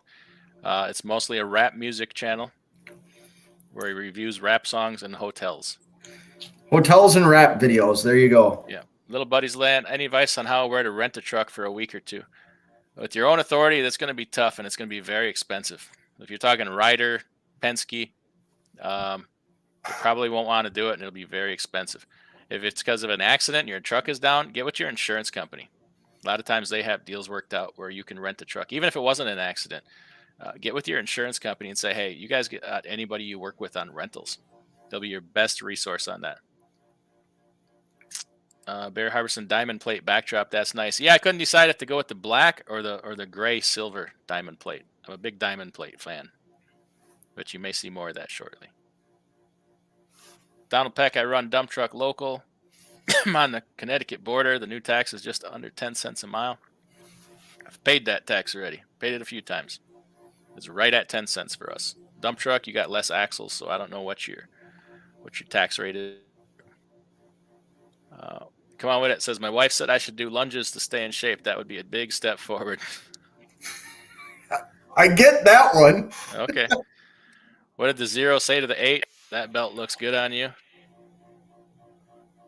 Oh, jeez. Oh. CDN sends Sarah as a really great ELD. I can watch the driver rolling down the road. Yeah, I noticed my Keep My Motive now has a link I can send to a broker that will give him the location. And so he can, it's like a tracking cookie. Nobody really asks for it, though. Dan's Hotshot Trucking. Okay, here's who's registered at Matt's 123 load board, C.H. Robinson, J.B. Hunt, Uber, and possibly others, but there's the names that jump out to me. Okay. Oh, I'd like to stop by the Uber booth and give them a piece of my mind. Wouldn't buy anything with Velcro. It's a total ripoff. Oh, jeez. They might tell you they'll escalate the situation from their Uber booth at Matt's. I'll go to their booth and say, I'd like to make a complaint. Well, hold on. Let me escalate that. Why shouldn't you enter into a contract with the Wolverine because of his retractable clause? Oh, jeez. I'm starting to regret asking for more jokes. 2 artists at an art contest that ended in a draw. All right. That's enough of that. George Wilson says, Donald Peck, is it true that all the aggregate material that goes into New York City comes out of Connecticut? Where would Connecticut be getting it all? Roman Empire 16. Hey, Adam, long time no talk. You look like you lost some weight. This market has been brutal. My God, most guys I know have parked their trucks. Do you think we have hit bottom? Well, thank you for the compliment. I've been working on that. We've been working on that. Cash and I got a little competition going, a little friendly competition. He's looking good these days too. But think we've hit bottom? It's hard to tell. My instincts tell me no, we haven't. And even once we kind of bottom out, I think we just kind of scrape along for a while. I don't see that steep rebound coming. Jeez. I can't even read this with a straight face. Come on with it. Why does Snoop Dogg always carry an umbrella? Faux drizzle. The Reefer Dude, ex-hockey star. Yes. Come on with it. 2 peanuts went walking down the street. One was assaulted. Oh, jeez.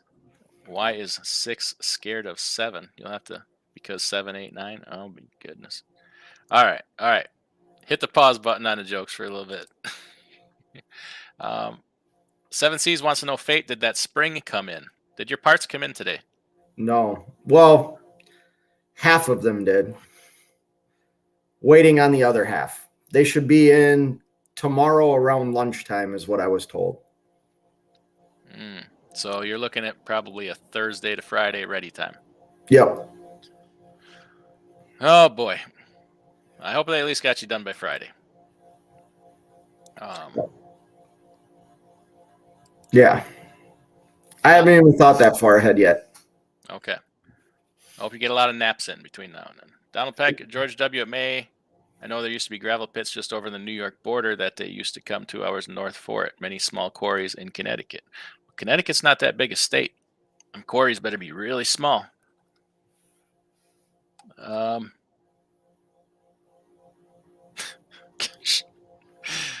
George Wilson. Okay, thank you. All right.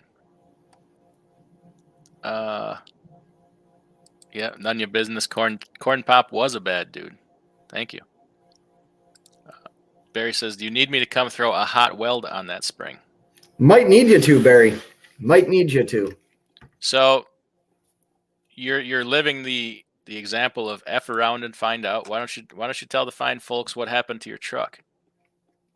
First of all, golf clap. Congratulations on leading the fleet in fuel mileage. Oh, congratulations. Thank you. 7 And points. that's a Cummins, by the way, with 1,750 pounds of torque. So all you guys that talk about, well, I'll be quiet. Don't be quiet. This is not the time to be quiet. Here's the thing. I could even get better fuel economy. If I drove it the way I used to drive my old truck, it would be even better. 7.75 miles per gallon. On winter diesel. Next closest is 7.74. So you're narrowly in the lead for fuel economy. All right. What is that? What is that meant for your business? Free truck. You're right. Free truck. Over the course of what time period? Well, didn't know there was going to be math, did you? No, I didn't. I didn't realize how quick I would see the fuel savings. Does it make your truck payment? Yeah, it makes my truck. It made my first 2 truck payments. So let's go back a little bit.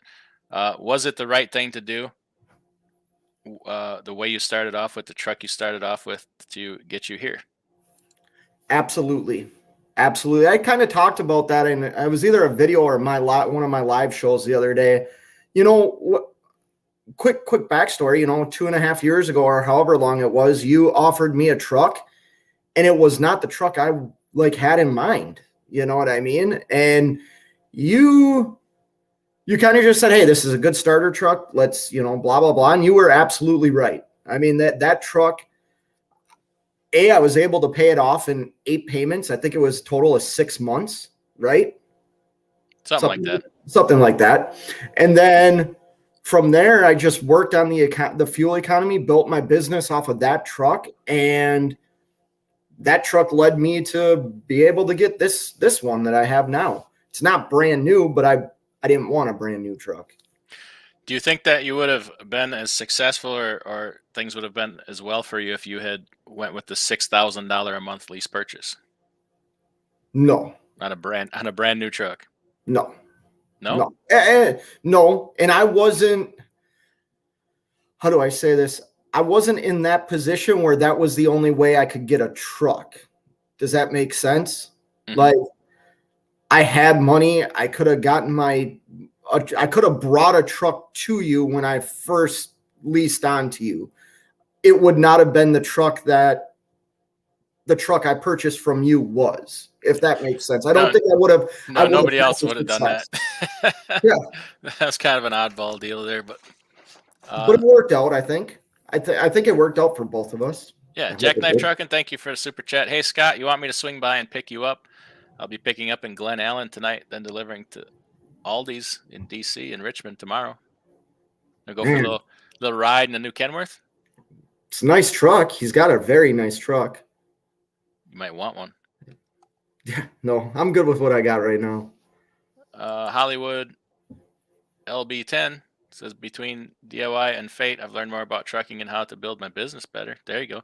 Don't forget the throw in a Cash is King trucking in there. Lots to be learned over yonder. Yep. That's the t-shirt right here. Repping the merch. Mine's dirty. If I was any kind of smart person, I'd wear my own. Roman Empire says, you were right about getting... Oh, there you go.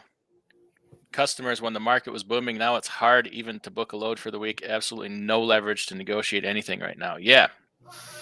We are in a no leverage situation for the most part. And, sooner you realize that, nothing changes. I'd like to say it does, but doesn't matter if you know it or not. We have no leverage. That can change, in different circumstances.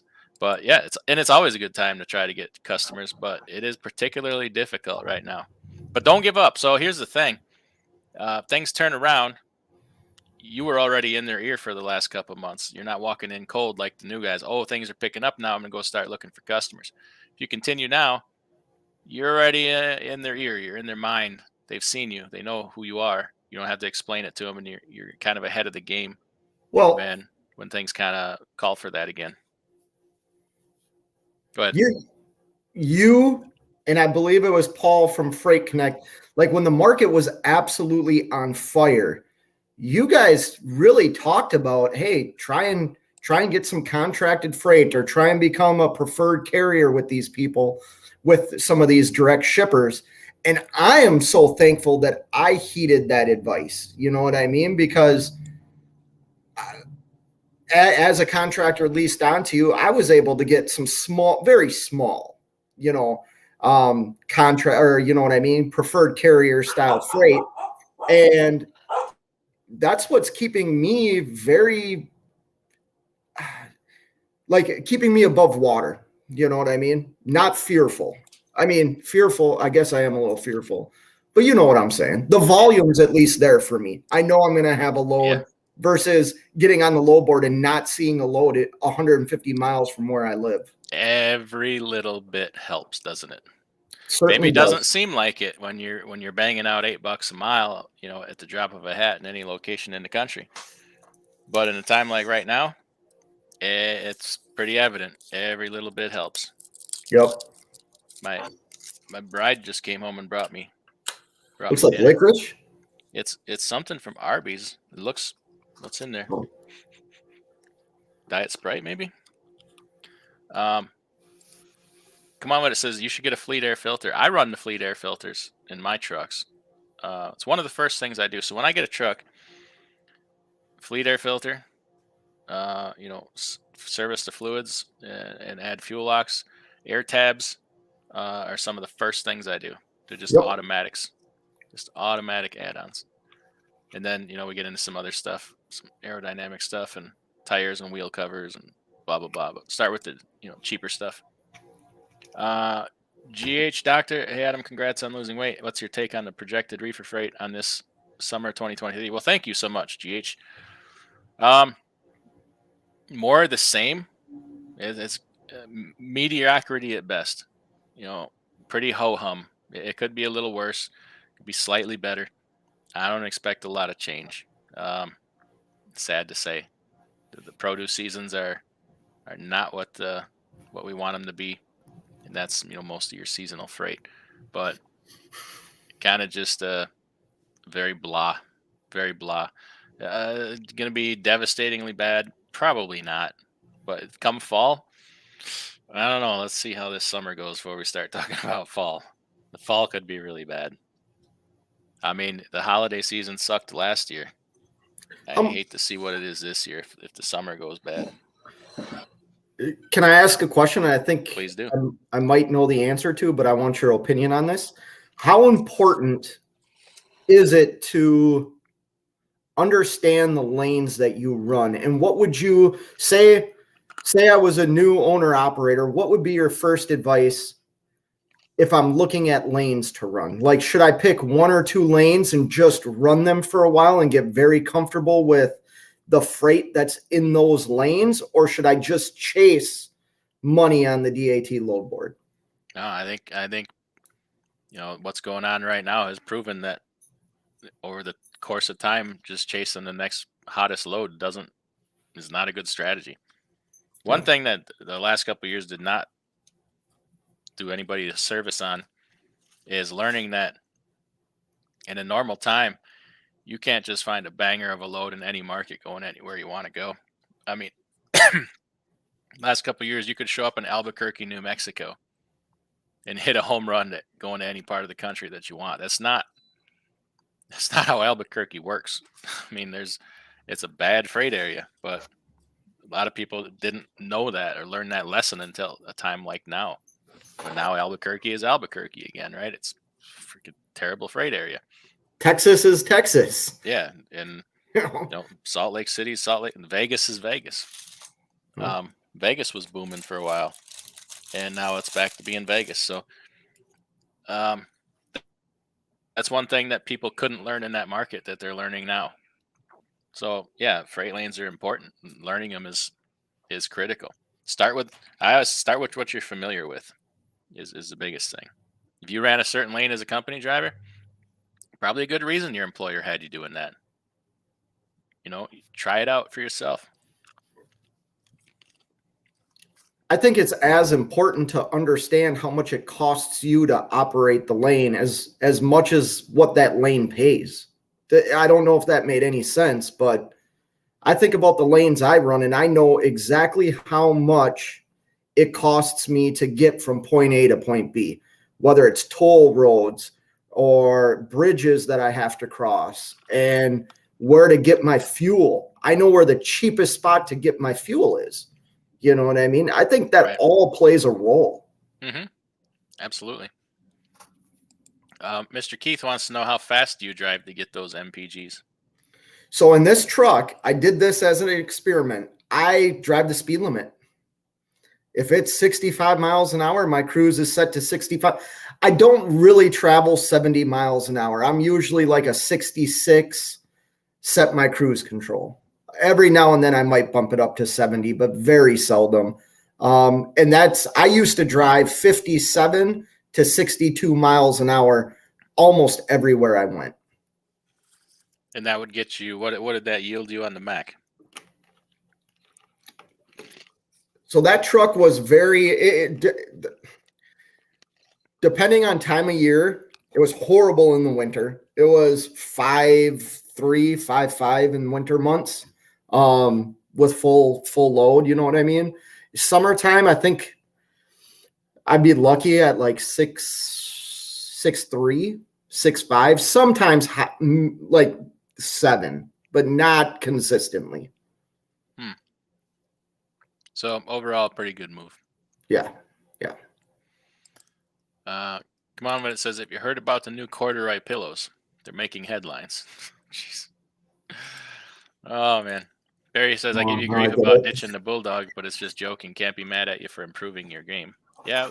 Oh, Barry, I get it, dude. Don't stop. Don't stop. 8 says, I've been doing dry van, been getting 7.7 to 8 miles per gallon in my 5700 XE. I don't take loads less than $2 per mile. Learned from a lot from your channel, so I hunt for good fuel. Okay, well, it sounds like you got a pretty good grasp on all those things. I mean, then it's just down to kind of doing the same thing everybody else. Have you reached out to try to develop some regular freight? I guess I assume you're with your own authority. That might be the next step, or even, if you don't want to go the customer route looking for regular freight, you can strike up deals with brokers that way. Always a big favor of doing that. Yes. Barry says, ho hum. I think that's an additional charge. I get it. Pigtail's in the house. How you doing, Pigtail? Pigtail, you might rather enjoy the first hour and 45 minutes, maybe hour and a half of the show. We talked about some more in-depth things. Now I got Fate Trucking on here. Oh, Pigtail likes me. Okay. All right. Oh, geez. Why do engineers confuse Halloween and Christmas? A, because October 31st equals December 31st. Oh, jeez. Nothing like an engineer joke. Gary Bates, 140 likes. Okay. Maybe we can do a little better than that. Appreciate it. Coach Red Vet, so you're telling me in 2 months I'm going to have to change my name to Rhett Vetaleski to get a job at a mega carrier to get my experience? I would imagine. See, here's my thing. Due to recent occurrences, Super Ego is going to be down on drivers. and companies just like them all around the Chicagoland area. So they're going to need a whole new crop of. They're bringing in their extended family, cousins, brothers-in-law, stuff like that. So I'm going to guess they're all going to be sent right to Chicago. Put them to work at the white Volvo. I was a company guy for a very long time, and I never worked for like a mega carrier. I always worked for like those middle level trucking companies, or like slightly lower trucking companies, maybe with like 45, 50 trucks. And I always had good experiences with those companies. I mean, I think it was 3 or 4 of them, but I think that's the way to go. Kind of looking where you live. I like a good mid-sized company. Yeah. Right out of driving school, Swift was the #1 recruiter out of my driving school. I was the only one out of my class of like 20 that did not go to Swift. And I happened to be because one of the companies was right out of my backyard. I didn't even know they existed until I went to that driving school. They're like 20 miles away. So I went there. best decision I ever made. You know, I did that thing where I tried somewhere else because I thought the grass was greener, but I came back, and I still, you know, have dealings with them from time to time to this day, 20 some years later. Mid-size fleet. I'm convinced that's the way to go. It's big enough to give you some really good benefits and, you know, some perks, but small enough where they still know who the hell you are. And they Right. did. It was very, like, we would hang out together. You know, we would party together. It was kind of like family. So, very much in favor of that. Coach Redfett says, 1 second. Or they will just get government approval and subsidize to start off as owner operator and get insurance breaks. Yes, and then they will go haul the freight and drive rates lower. It's part of the problem in the industry right now. Pigtail says, I'll catch the first part after you render it. Hi, Scott. We have all had some bad luck from time to time. Get the new Leaf and roll on. 18-wheeler. Big fan of your positive attitude. Well, thank you. Wow. Oh, sir. Oh, sir. You still having issues finding carriers to cover your brokerage loads? No, I am not. I am not.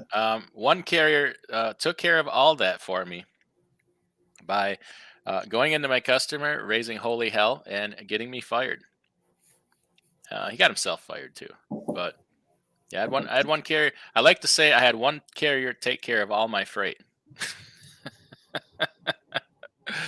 On a somewhat of a permanent basis. But, you know, there's no risk. No risk, right? Just passed by a new Cascadia deep maroon color, sweet looking machine. I like them deep maroon ones. Who is it? Is that Cents Per Mile that's got the one with the deep maroon rims too in their avatar? Who am I thinking? That could be. I really like that. Come on, what it says, with the rise of self-driving vehicles, it's only a matter of time before we get a country song where a guy's truck leaves him too. I like it. Trucking kahunos. LOL. Yeah. Didi McGee, tell you what, man. I'll update my physical card, reactivate my CDL, cruise from Ohio to Wisconsin, and help you out. Just put a cot and a TV in your garage for me, and we're off to the races. You're gonna have to live in the shed with the squirrel. Hey, McGee, I've already tried that. He built this big shed, and I said, "Where's my bedroom?" There's a rabid random squirrel caught in the shed, and I can't get him out. He's eating stuff, but I think he might be dead now because I haven't seen him in a couple of weeks. He hasn't started to stink yet. Either that or he got out. I don't know. He had a cold winter, I'll tell you that. I put a trap in there with some nuts in it. Son of a gun got the nuts out of the trap without setting it off. Because I found the shells tucked into my DeWalt tool bag. Little pecker. At least he was nice enough not to leave him laying around on the floor. Come on, but it says a truck carrying 10,000 copies of a thesaurus crashed on the motorway. Onlookers are said to be stunned, bewildered, dumbfounded, astonished, startled, speechless, and amazed. All right, we've reached the pinnacle. Nathan says, I sold my truck in January and I don't regret it. I work for a small company that gives me $2,500 per every round trip, but we'll see how long that lasts for now. Wow. That's pretty good if that round trip's 50 miles. Come on. Come on with it. A truck carrying toupees crashed on the highway, spilling everything. Do you get that one? No. Spilling everything. Toupees are what I need, right? Goes on your head. Tipped over, spilling everything. So spilling everything, like you told the truth about everything? Oh, okay. All right. Glad I could help. I got most of them so far, but yeah. Barry says, nice. Always nice to get fired while getting your company fired. Amazing skills. Yeah. Yeah. The police are combing the air.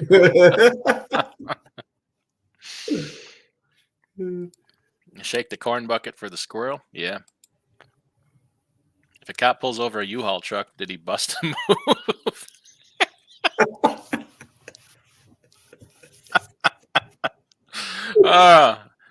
All right, I think I'm. How many screens do you think he has open? I Looking don't up know jokes? how he can get And he these so can do- fast. Yeah. You can't even type this fast. It's got to be copy and paste. Two cheese trucks ran into each other. Debris was everywhere. Oh my gosh. Dee McGee, in my 29 years, only violation was one overweight in Maryland in 2002, 800 pounds on the trailer. Paid them $32.50 and I was back on my way. Wow. That's pretty good. Oh, by the way, weight limits are on up here in Wisconsin, have been for better than a week. So anybody coming up here, stay off those county roads. Watch yourself, because them weight limit violations are pretty steep. G-Star says, oh, Super Ego is next to drop all innocent drivers. Y'all warned. Thank you for mentioning that point. Yeah, so I went down the Super Ego rabbit hole on YouTube last week one day, and I got a lot of videos deep before I found anybody with anything good to say about them. A lot of them are, were leased onto there and kind of gave their experience of what it was like. Consider that being warned if you're considering going there. I don't know how they continue to get drivers. I just don't. That $2,500 trip is 8 to 9 days. Okay. That's a pretty good wage per day.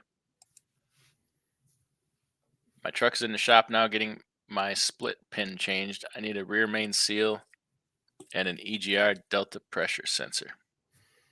Hopefully you didn't bring it to the shop I did for my rear main seal. Might be done for a while, I'm just saying.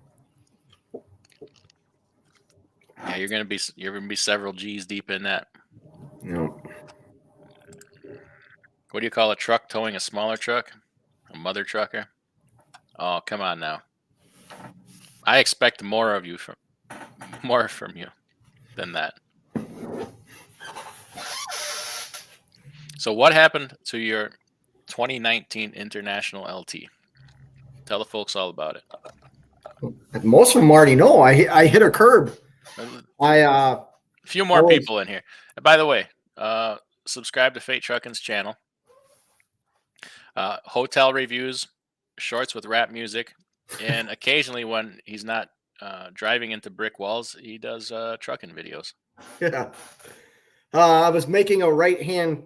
The road was a 2-lane road that turned to the right, and it had a really high curb, and I was in the left lane making the right turn, and the car next to me kind of came into my lane, and I was bobtailing, and I just overreacted. I was on the phone talking to somebody, and I hit the curb going like 30 miles an hour.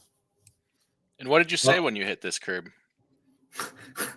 Some profanities, and I thought I blew my steer tire because it was a very loud bang. And I was able to, so the minute it happened, I came out of the turn, and my truck was kind of leaning, and I'm like, great, I blew a steer tire. So I pulled into a strip mall that I was right next to and got out of the truck, noticed my steer tire was still intact. So then I opened the hood and saw that I busted the leaf spring. I have a lowrider now, though, so it makes me look cool, along with my rap music. Okay. Yeah. I got a text message. I might have to wrap it up here. Oh, okay. Somebody needs something from me here. Always working. Yeah. So, yeah, I do have to cut it short. I got to handle something here, but thanks for coming in. Everybody, thanks for hanging in there tonight. Really appreciate it. Hit the like button on your way out, and we will see you next time.